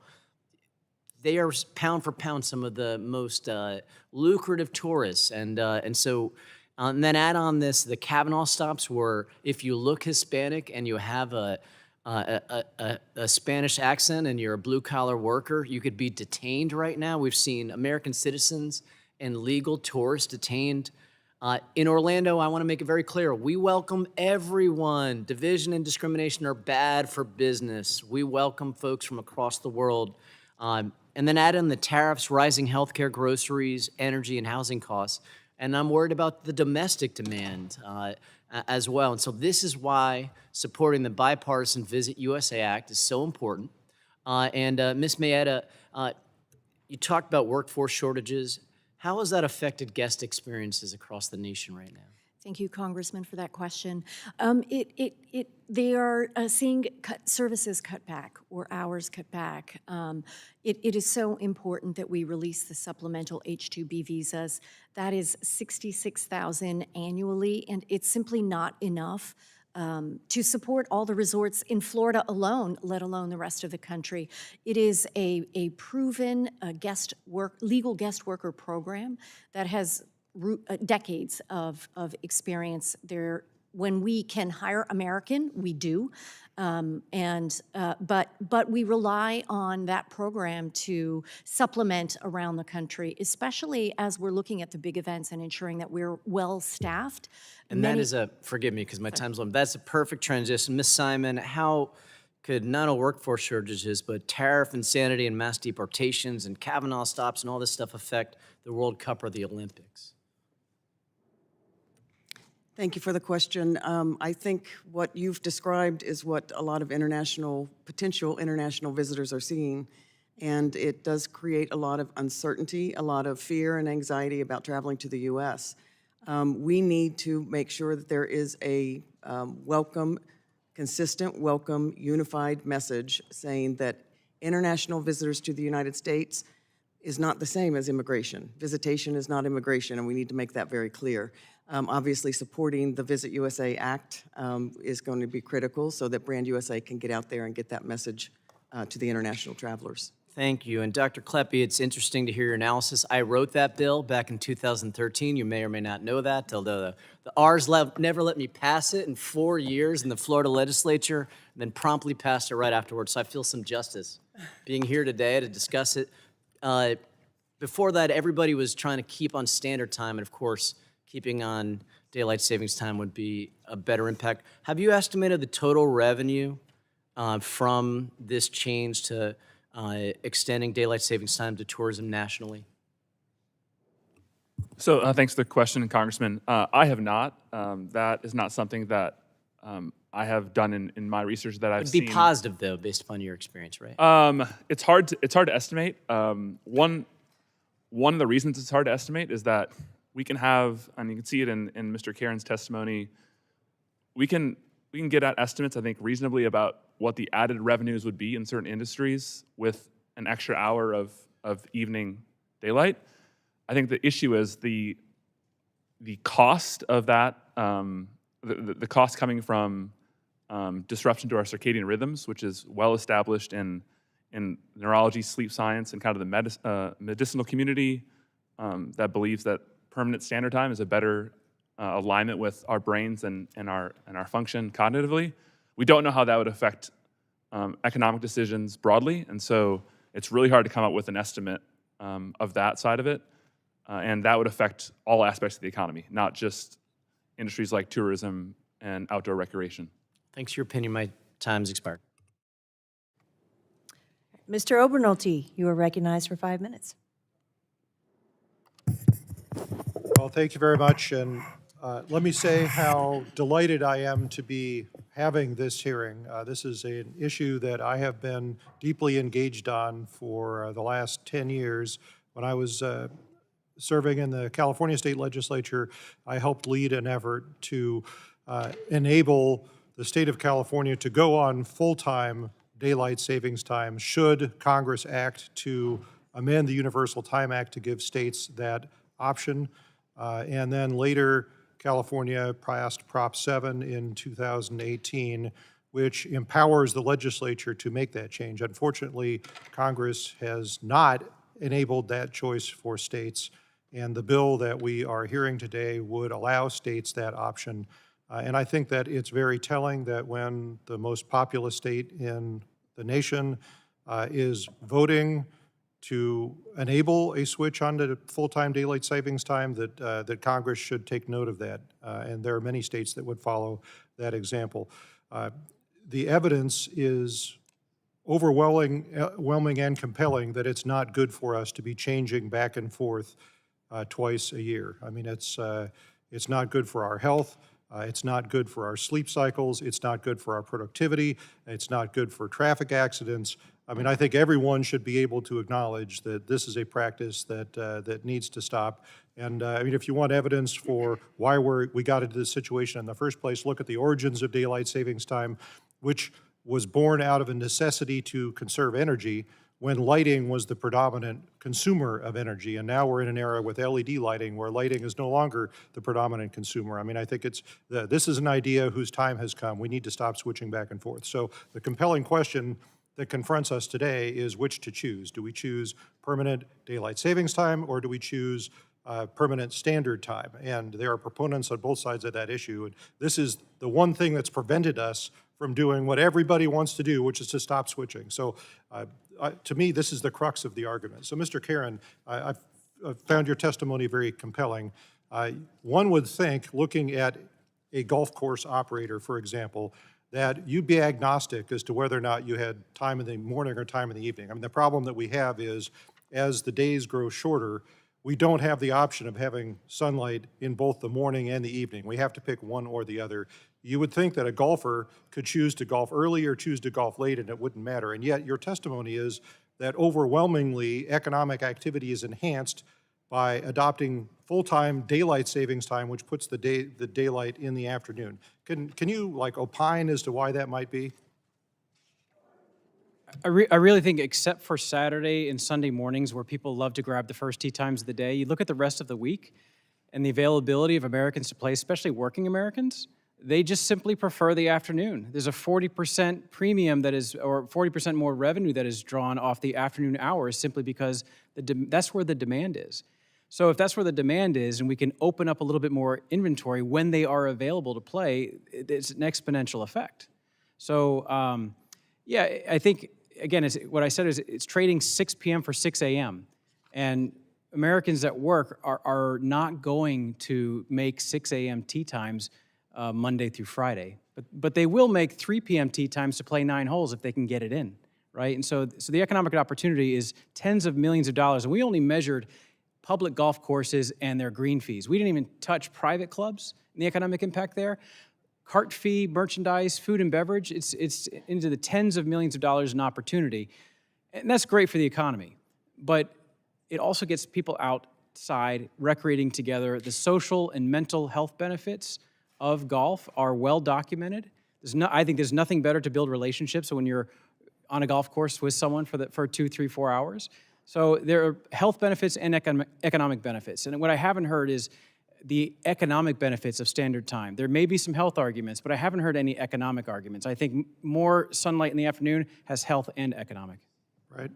Well, I mean, I think that we should give states the option. You know, we right now give states the option to either switch back and forth or to adopt permanent standard time, and very few states have chosen not to switch back and forth, despite the overwhelming evidence. And, you know, this bill would just enable states to make that choice to adopt full-time permanent daylight savings time.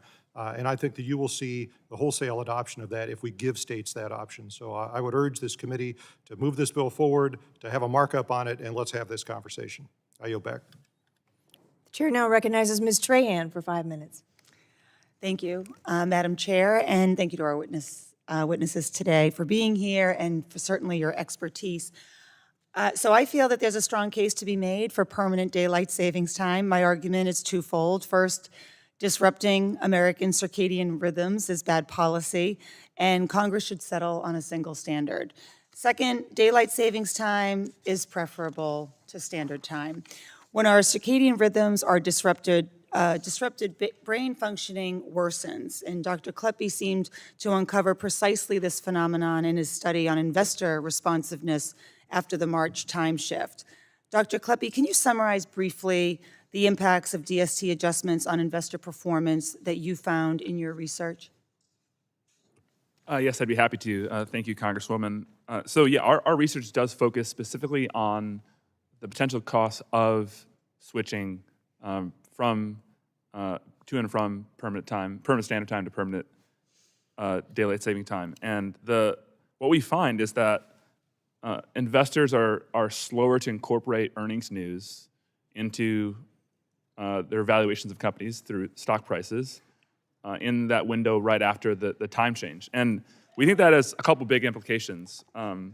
So, you know, when prices don't reflect underlying value because of this market inefficiency, it's basically bad for everyone because it potentially creates higher risk and uncertainty because we don't know what the true value is, and it can create disparities across investors. So, in particular, what we find in our research is that retail investors are likely at a disadvantage to more sophisticated investors, and so there's a chance for this worse trading outcomes for retail investors because they're less able to overcome some of these cognitive impairment issues that come from changing time. So that's really what our research can speak to.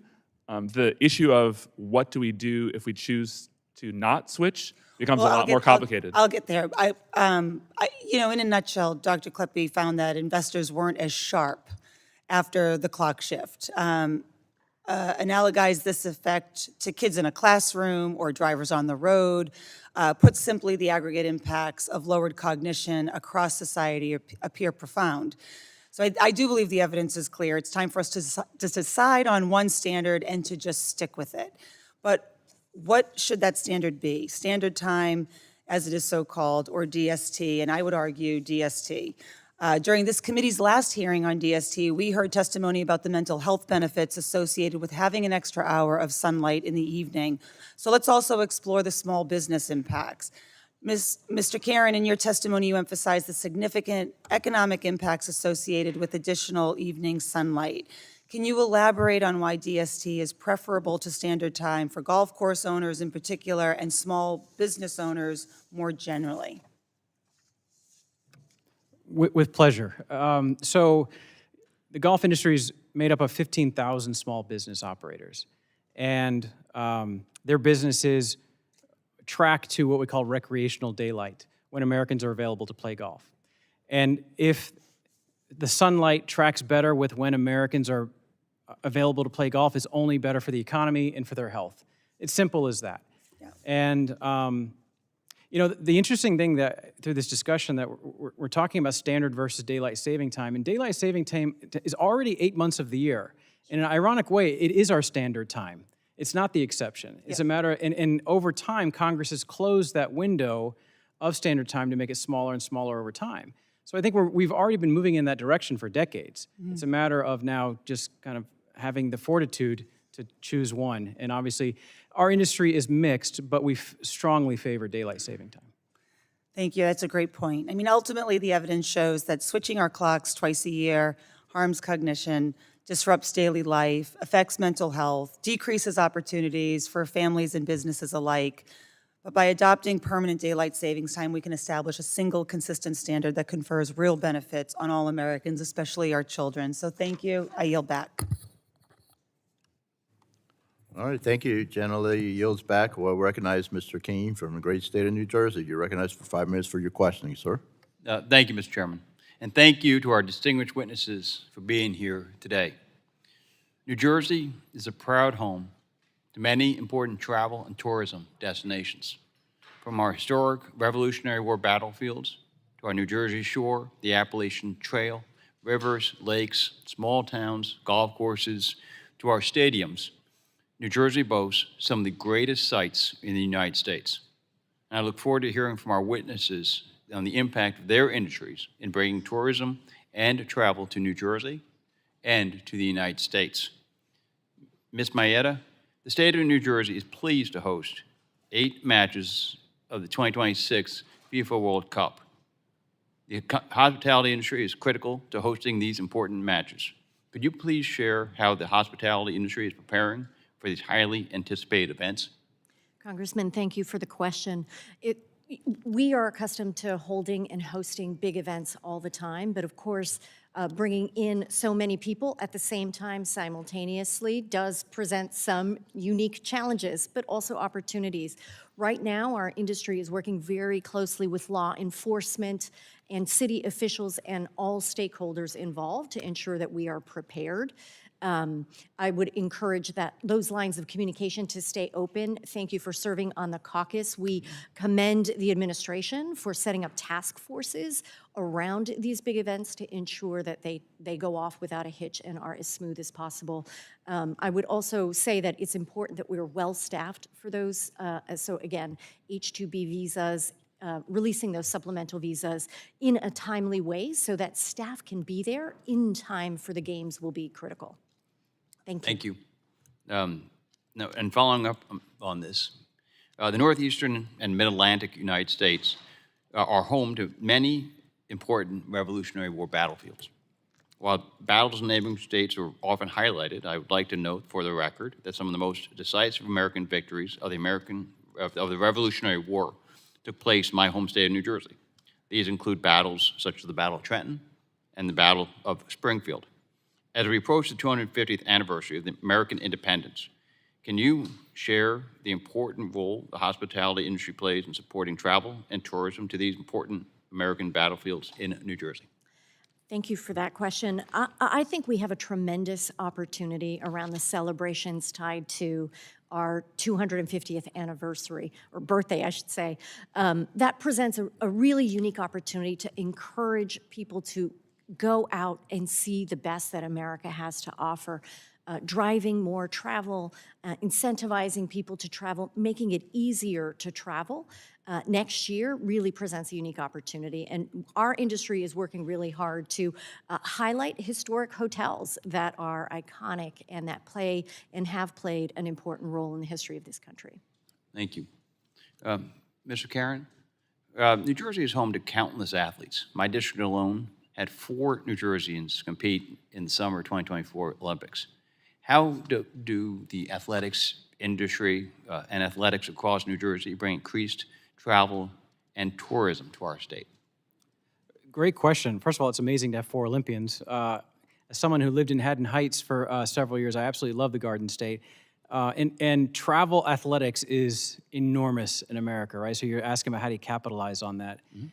I would say to make sure that your state tourism and local market destination marketing organizations are fully funded and fully staffed so that they can build the partnerships with these athletic-based organizations. Let them do the work they're good at and build those relationships, recruit them into your state to have those fantastic tournaments and events and so forth.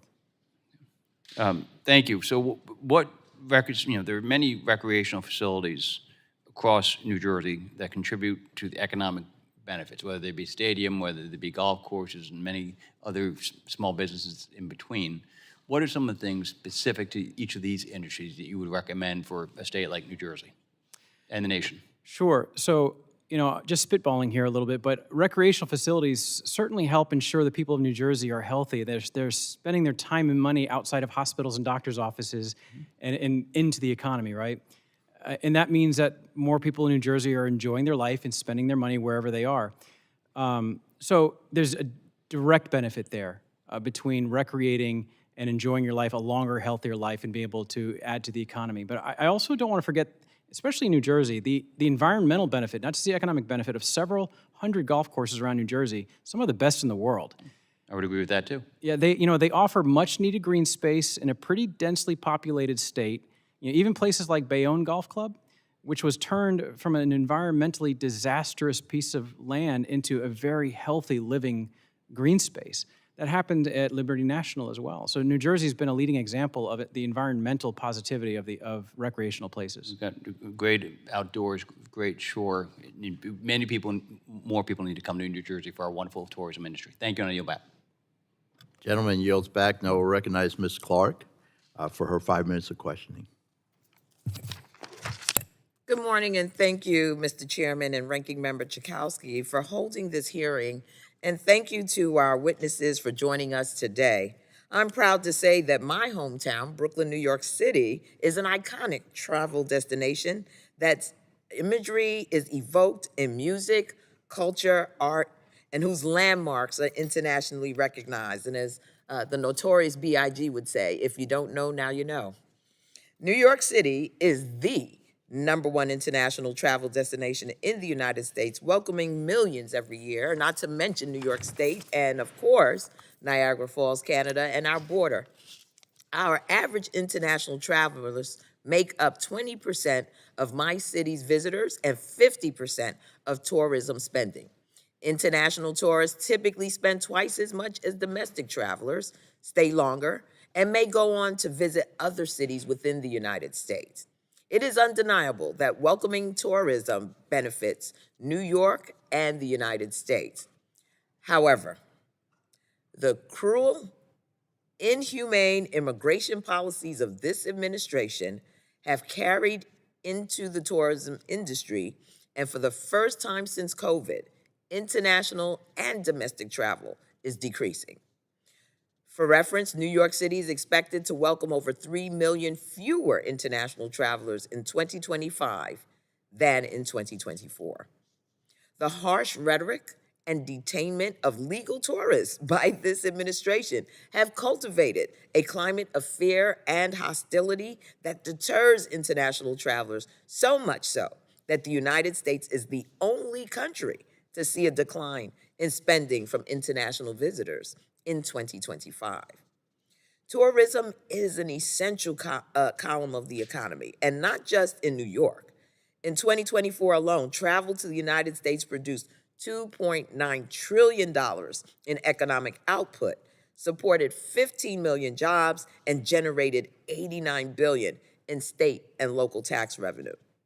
Not only are we suffering from Trump's delusional economic policies, but now also having potential tourists avoiding our nation due to his inhumane, barbaric, and fear-mongering immigration policies, and further contributing to our deteriorating economic health. Ms. Simon, aside from harmful rhetoric, what immigration policies have you found to be particularly detrimental to the inbound tourism industry, and what ways can Congress help address these concerns? Thank you, Congresswoman, and you are absolutely right about New York City. It is one of the biggest, well, it is the biggest draw for international visitors and a major gateway, obviously, for them to enter the country. Thank you for the question. The policies that we've seen that have really impacted the image of U.S. For visitation include really the hardened enforcement of immigration policies and the global attention that it's getting on those expansive policies. It's creating concern and fear and a sentiment that they're just not welcome here in the United States.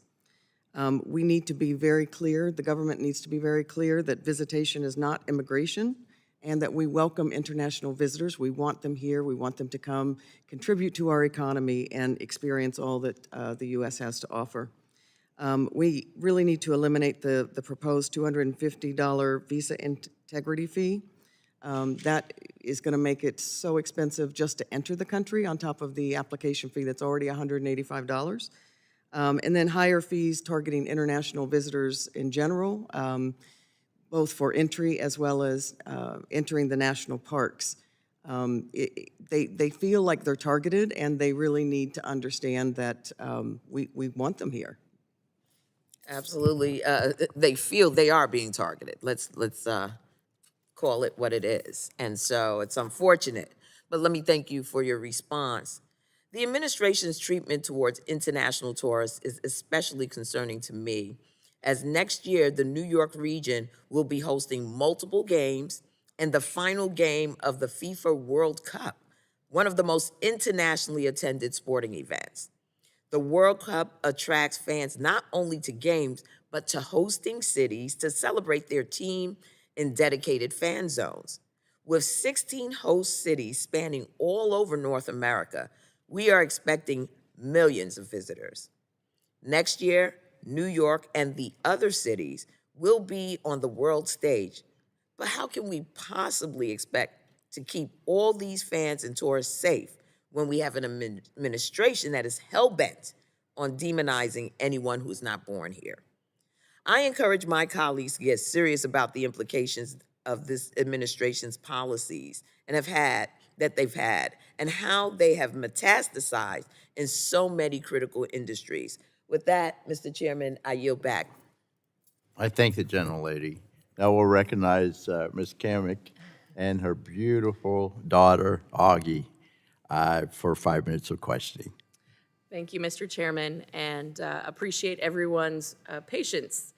As a working mom, and certainly a mom in the newborn trenches, this issue of daylight savings time actually really does impact all parents who are right now in the trenches with us. So I want to thank Chairman Bilirakis for his opening statement, particularly his remarks about the Sunshine State.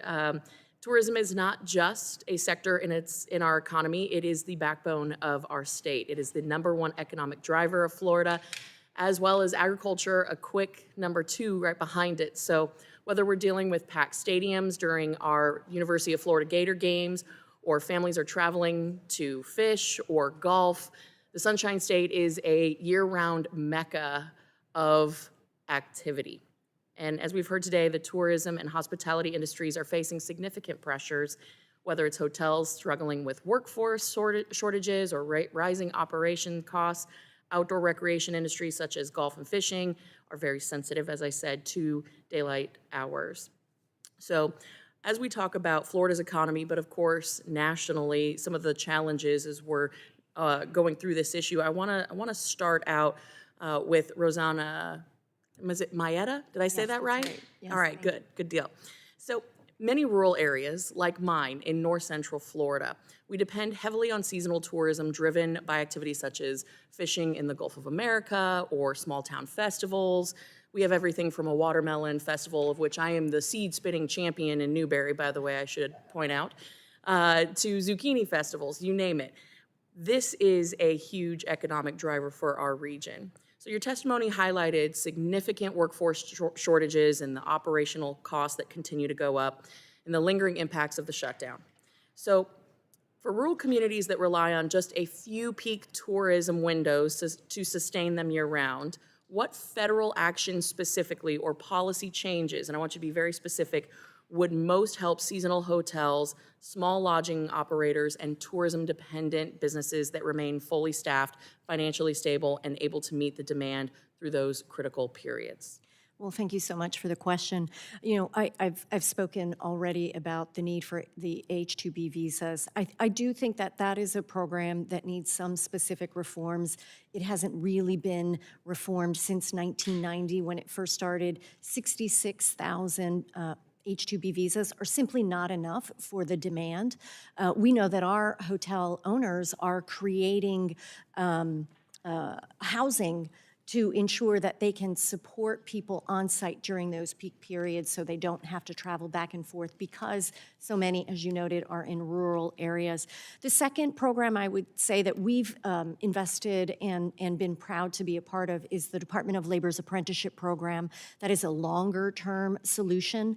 We've been working to increase the number of apprentices throughout our industry over the past 7 years, and we've seen increased retention at the end of it with a job promotion and a salary increase for those who go through that program. That's another critical program that we rely on. Thank you. I appreciate that. And Dr. Kleppe, wanted to talk to you specifically about agriculture. So there's this urban legend that this all started at the behest of some farmers and ranchers. Now, I have to say for the record, that is not true. But this is a huge issue in our agricultural communities. So while your research focuses primarily on the economic and behavioral effects of daylight savings time, transitions on markets, and et cetera, I want you to talk a little bit about the impact to agriculture as it relates to daylight saving time and what we could see should we decide that we make a jump away from the biannual time change. Thank you, Congresswoman. And as a parent of a young child as well, I know very saliently right now that kids do not care about us changing the clocks on their sleep patterns. So thank you so much for your question. And you bring up a very important issue, and it kind of relates to kind of something I mentioned earlier about, there are obviously different economic arguments for permanent standard time versus permanent daylight saving time. Mm-hmm. We heard some of the arguments from the other witnesses about the benefits of permanent daylight saving time. Right.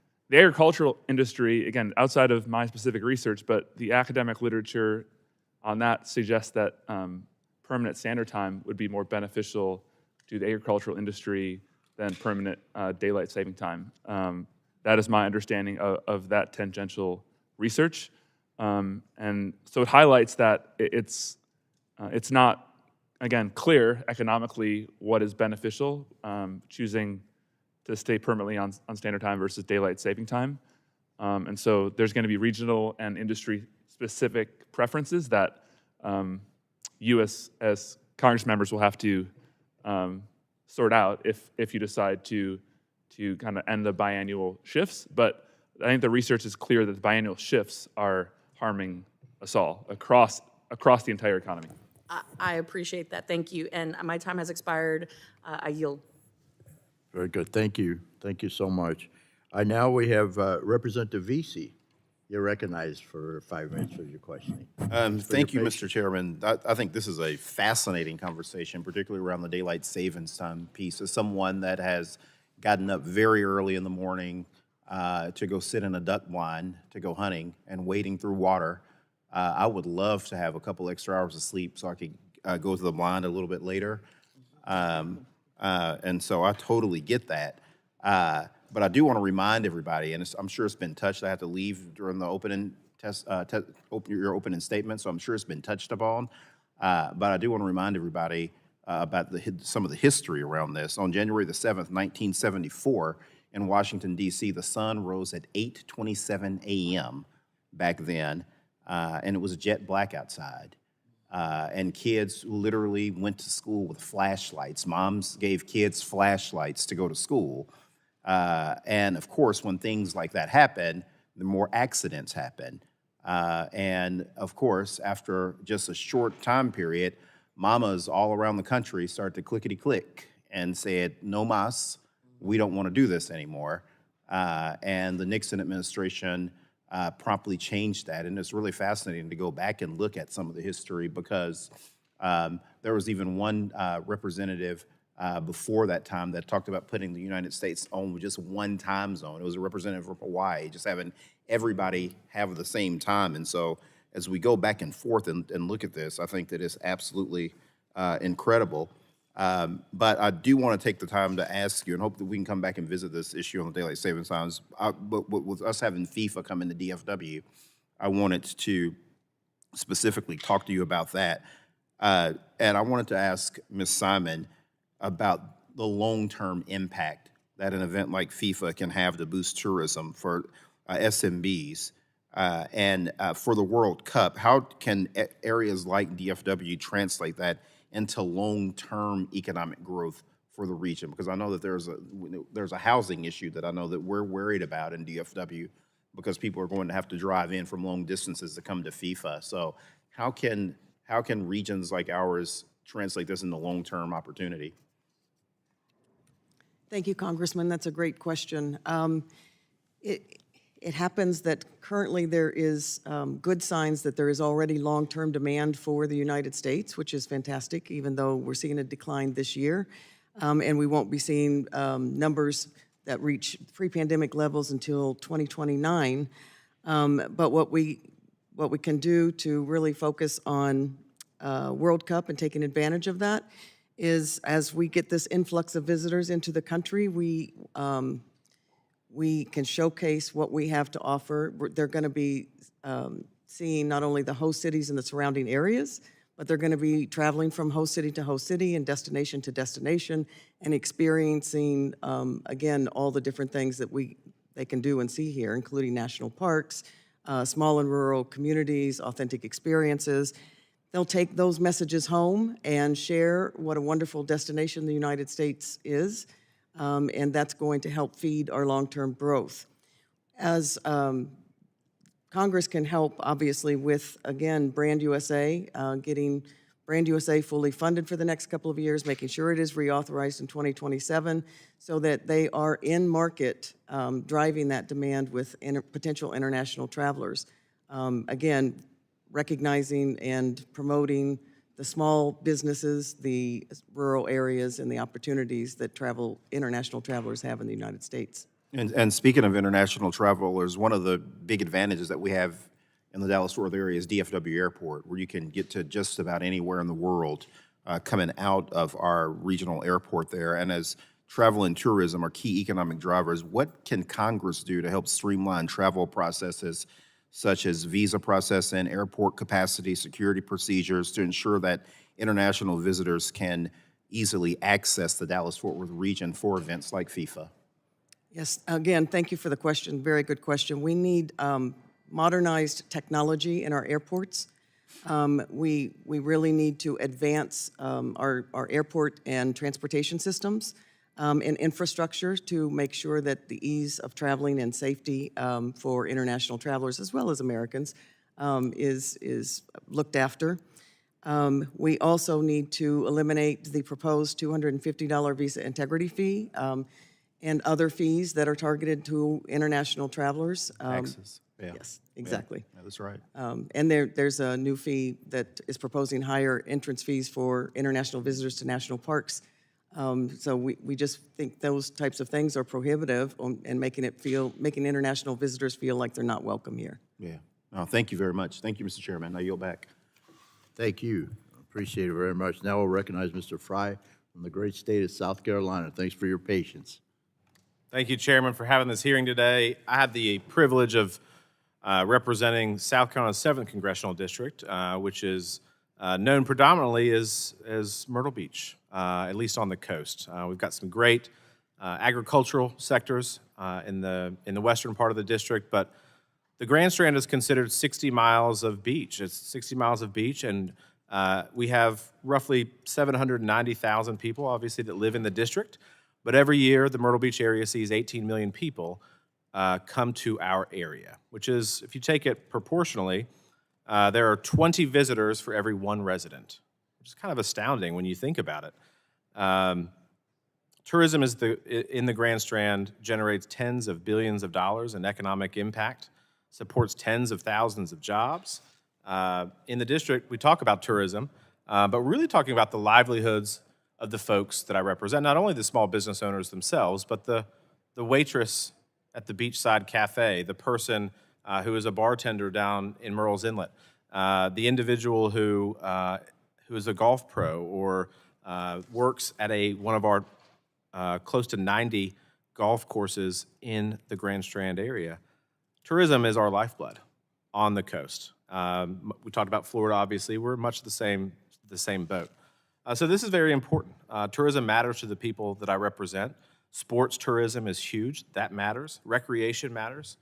You've not only got the beaches, but you've got this recreational tourism that exists in the ecosystem where people can kayak on the Black River or visit some of our incredible botanical gardens. There's just so many things to do. So it's very important. I think this topic is very critical as well. Mr. Karen, you estimate that permanent standard time would eliminate roughly 37 million rounds of golf and $1.6 billion in green fee revenue nationwide, while a permanent daylight savings time would add 23 million rounds of golf and about $1 billion. Can you translate what that might mean to a region like Myrtle Beach or some of the courses that you might see in Florida or elsewhere? Sure. So Myrtle Beach is one of the most mature and actually progressive golf markets in America. It was really the first true destination market for golf. If standard time was made permanent, it would cripple the spring, summer, and fall seasons in that market.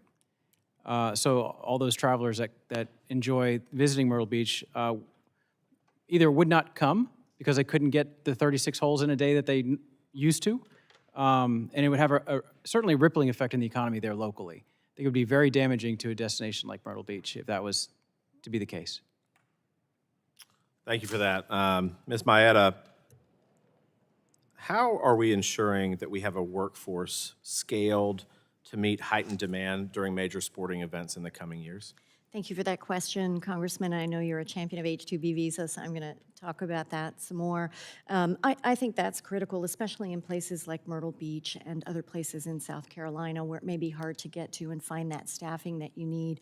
Ensuring that we can rely on that program is essential to supporting a lot of our resort communities, far-flung destination communities. Thank you for that. And similarly, in your testimony, you note that for every $100 that is spent at a hotel, $234 gets spent in the surrounding community. Can you walk us through what that might look like in a place like Myrtle Beach or Darlington for their Darlington 500 that they do? Who exactly is getting those dollars? Is it the waitress? Is it the golf caddy? Is it the boardwalk shops? I mean, how does that translate through a local economy? That's exactly right, and those are perfect examples. Yes, those extra dollars are going into the community. People will come and go to a resort, but they'll visit the bar across the way or the restaurant. They'll stop in and buy some, clothes. They'll go to the mall. So coming to one hotel destination means that the rest of the community is benefiting, and that's why you see when hotels go up, they are supporting other small businesses, and so it is really the central fabric of a community. Thank you for that. Dr. Kepler, in your testimony notes, studies linking daylight savings time shifts to more traffic accidents, workplace injuries, harsher sentencing, and even heart attacks and brain issues. If that's what's happening around a clock change, what's your best sense of how that might play out in a tourism town where people are driving long distances, working often odd or long hours, and relying on service workers? Yeah, thank you, Congressman, for the question. I think the evidence, that you cited, that we cite in our work, and that we build off of, is there's a pretty good consensus that any economic activity, including tourism, including transportation, driving, all the things you mentioned, those activities are likely to be harmed by these time shifts because of the cognitive impairment that we all experience and that we cannot counteract. And so I think whenever you have, with tourism specifically, people traveling, maybe working odd hours, certainly those could have economic impacts and safety consequences. Thank you for that. I see my time has expired, and I yield back. The gentleman yields back. Now we'll recognize Mr. Evans from the great state of Colorado. Thanks for your patience, sir. You're a great member. Thank you. Thanks, Chairman, Ranking Member, and of course, thank you so much to our witnesses for coming. And as the Chairman said, I am from Colorado, born and raised, big tourism state. Rocky Mountains, hunting, fishing, skiing, snowboarding, all of the different things that you can do in Colorado. Over $28 billion annually in our tourism industry. We're typically a top 10 tourist destination of the 50 states. And so making sure that we have a good tourism industry, hotels, lodging. We have some fantastic golf courses. One of my first jobs was working at a golf course, cleaning the golf carts. It's critically important to me. But unfortunately, we also know how fast, how quickly a good news story can go to being a bad news story. Colorado is unfortunately the 6th most heavily regulated state in the country right now, and it's crushing our economy. Between February of last year and February of this year, Colorado's private sector lost 14,700 jobs. This is the 2nd largest decrease in the country. During that same time period, employment in the state's public sector, so government jobs, grew by 15,200 jobs. That's the 2nd highest growth rate in the nation. So our public sector is struggling in Colorado. We're seeing the same thing, unfortunately, in crime statistics. I was a police officer in the Denver metro area for over 10 years. In 2011, when I started, Colorado was better than the national average for our crime rate. This year, we're the 2nd most dangerous state in the country. Denver, 6 years ago, Denver didn't even make the top 50 most dangerous cities in the country list. And now we've seen Denver has had double the homicide rate per capita of San Francisco and is ranked the 10th most dangerous city in the country. And so my question to Ms. Maietta is, can you comment on the impact that crime statistics like these have when people are traveling in from out of state, they're looking for a hotel, they're looking for some place to stay? What's the impact that elevated crime rates like this have on your industry and the broader economy of the region? Thank you, Congressman, for that question. Look, safety and security is our top priority for our guests and our employees. So ensuring that people feel safe when they're going to a hotel and visiting a city is important. And that's why we work really hard to create partnerships with local law enforcement, with city officials, with local government to ensure that we are dealing with those issues around safety and security together, and that business is part of the solution. You've seen success stories like San Francisco, where they have tackled the issues of crime and safety and homelessness together with industry. Now San Francisco, which was at the bottom of occupancy, is now rising up to becoming a top destination. So there are pathways to making sure that people know that markets are safe and that cities are safe to visit.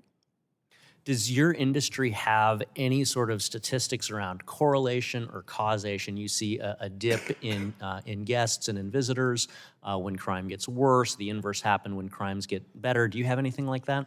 I don't have that data top of mind, but I'm sure we can look and share that with your staff. Fantastic. Moving a little bit more local in this line of questioning, what happens? We've talked nationally. What happens at the local level when a hotel or some other sort of a lodging venue closes? Can you speak on the impact that has in a local economy? Sure, absolutely. And unfortunately, we've seen that all too well this year. Operating costs have risen 4 times faster than revenue in the last 5 years. And so what we are seeing is small businesses, which our industry is primarily made up of small businesses, simply can't afford to stay open. And so we've seen closures that impacts jobs. And that impacts the local community that relies on the hotel to create more economic flow. So that 6th most heavily regulated economy effect in the nation and that bleeding of private sector jobs, 14,700 private sector jobs lost, that's going to have a negative impact on your industry, correct? That's exactly right. And I think, things like the American Franchising Act, 60% of our industry is franchised. And so passage of that law, which would bring some certainty to the industry, would be most helpful. Totally hear you there. I see my time's running short, so just appreciated your comments and the written testimony about the 199 pass-through deduction for small business and how important that is to keeping your business and our tourism economy strong. Yield back. Thank you. Gentleman yields back. Now will recognize Ms. Houchin for her 5 minutes of questioning. Thank you, Chairman Bilirakis and Ranking Member Schakowsky, for holding this hearing. Thank you to our witnesses for being here and for offering your testimony. I am happy to be here, Mr. Chairman, although I must admit I was a bit disappointed when I learned that this hearing wasn't about time travel tourism and that commas matter. I guess we'll have to wait until technology catches up to our imaginations. But in the meantime, we are focused today on something that is very real for my constituents, ending the twice-yearly ritual of changing clocks and making better use of the daylight we have. I come from an area of Indiana where we used to refer to fast time and slow time, and I'm a proud co-sponsor of H.R. 139, the Sunshine Protection Act of 2025. The bill is simple and true to its name. It would make daylight savings time the new standard time nationwide, putting that extra hour of light where families can actually use it in the evening. We know that there are health implications and commerce implications as well as safety implications with the constant changing of our clocks. It's not an abstract issue for my constituents. In a recent survey by text message, more than 90% of respondents said they want to stop changing the clocks and stick with one consistent schedule.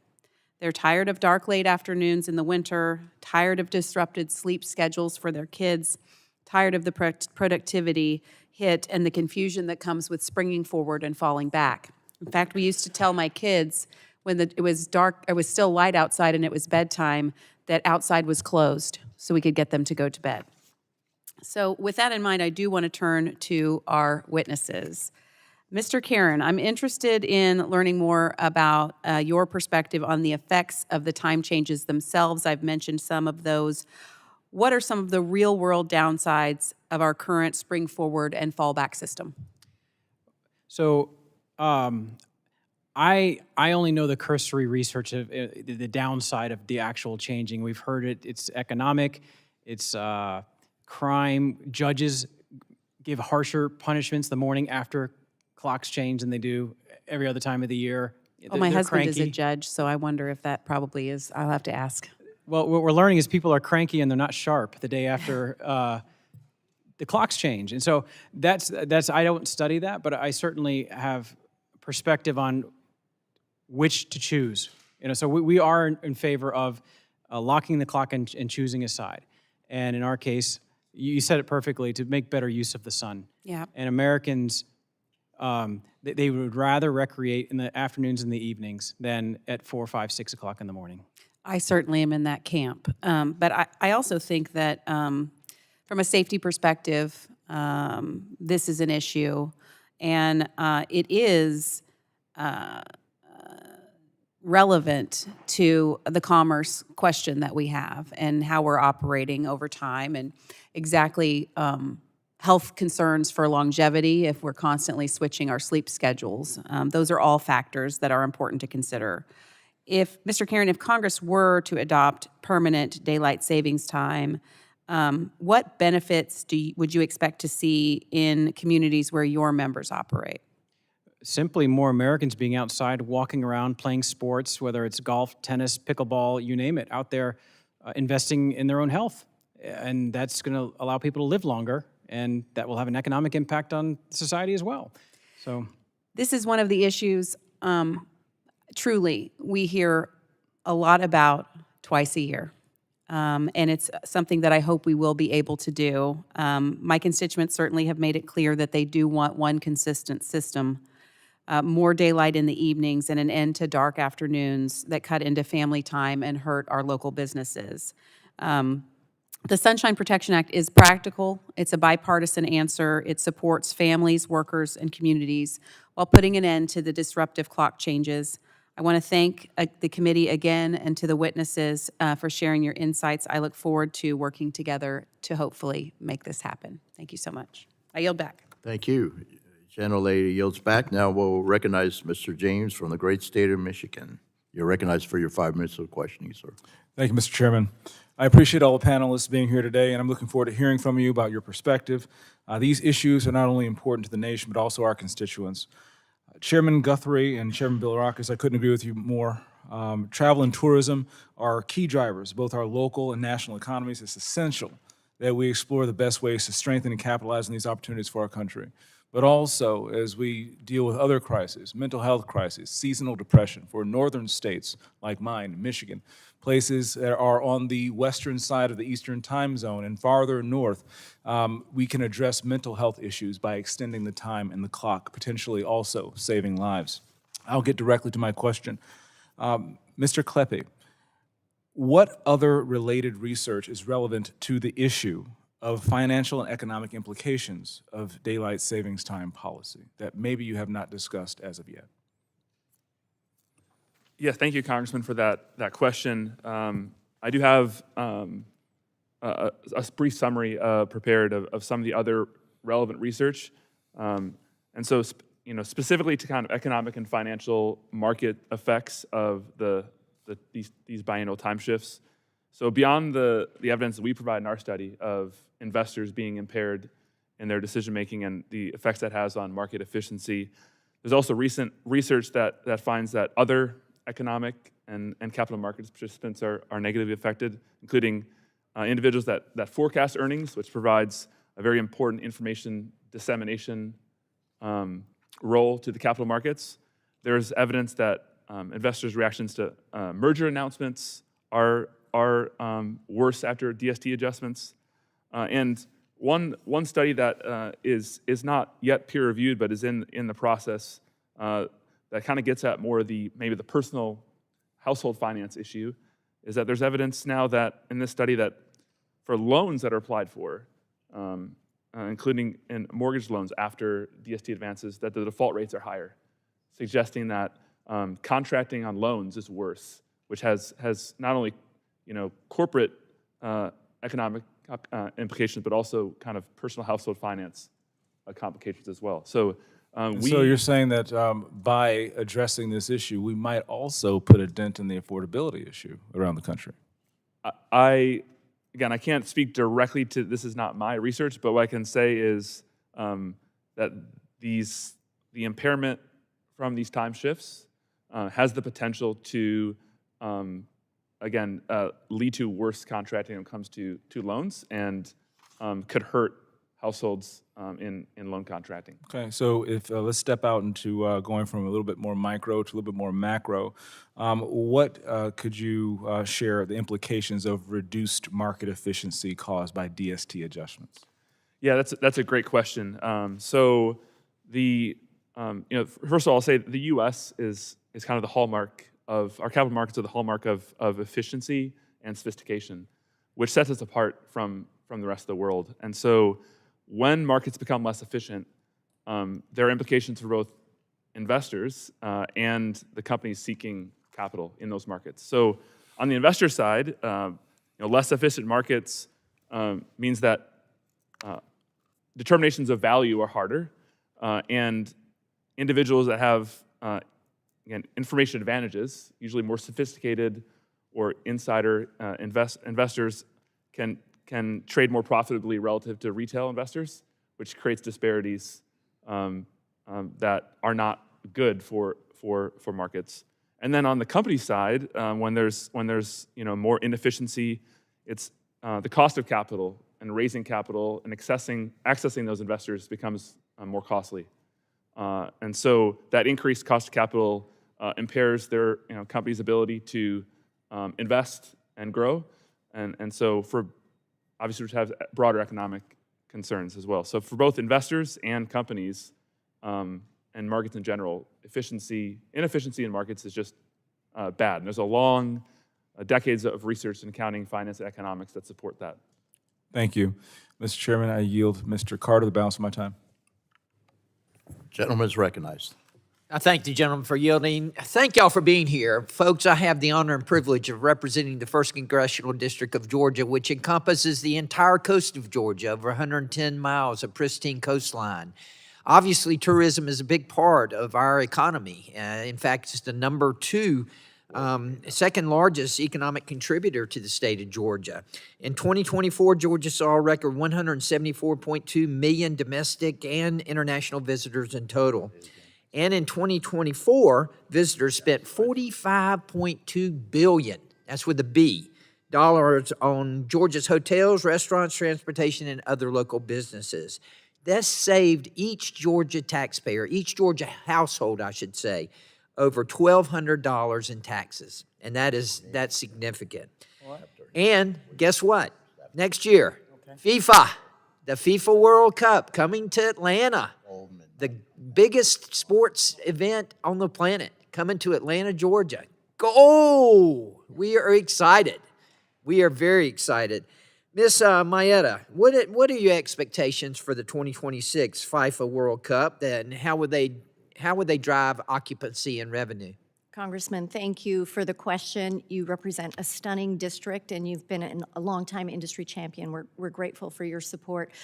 We are excited, too, about the World Cup. It will represent about $500 million in economic revenue for Georgia. And we are taking steps to ensure that we are collaborating with law enforcement and all stakeholders involved, local government officials, to make sure that we can have a seamless experience for all the guests who are coming and who can get to the games and enjoy the rest of Atlanta and that the state has to offer. Absolutely. In your opening testimony, you mentioned franchising several times. What can Congress do to support small business hotel owners and operators? Thank you for that question. I know you're a sponsor of the American Franchise Act. That bipartisan bill will be essential to bringing some certainty around joint employer standard. Franchising accounts for 60% of our industry is made up of franchised hotel owners. It allows for the path to entrepreneurship in the American dream for so many in our industry, and passage of that will alleviate some of that uncertainty related to who can make decisions around employees. Great. Mr. Kieran, I want to ask you, as we all know, Georgia's home to some world-famous golf courses, including the Masters in Augusta. And today, as a matter of fact, the RSM Classic starts on where I live on St. Simon's Island at the Seaside Course. So we're very excited about that. In 2024, golf's impact on the state of Georgia delivered over $5.3 billion worth of economic impact. There's a lot of interest in year-round daylight savings time. In fact, the Georgia State Legislature passed a bill that would call for a permanent daylight savings time if Congress were to lift its prohibition on such a thing. It's called the Sunshine Protection Act. How big of a difference would it make to the golf industry if Congress enacted permanent daylight savings time compared to our current twice-a-year clock changes? Well, first, I must mention I've played in the RSM Classic Pro-Am 3 times. Is that love right? Visiting your district to go do that. Yeah. It's a great week. I wish I was there I hope right you now. spent a lot of money. It's hard not to at the Cloister. Yeah. Our research indicates that if we had permanent daylight saving time, we would have at least a 1% uptick in economic activity in the golf industry. I mean, that's bare minimum. And because that's not even counting private clubs. It's just public golf courses, and it's only green fees. So if you add all of the other components, I would estimate that change alone would give a 2 to 5% increase in the economy overnight because of the expansion of the inventory and the availability of people to play golf. Tee sheets are full right now, so if you added inventory, they would fill up. So it would be enormous to the state of Georgia. So tell me the downside. Why would people say it would have a negative effect?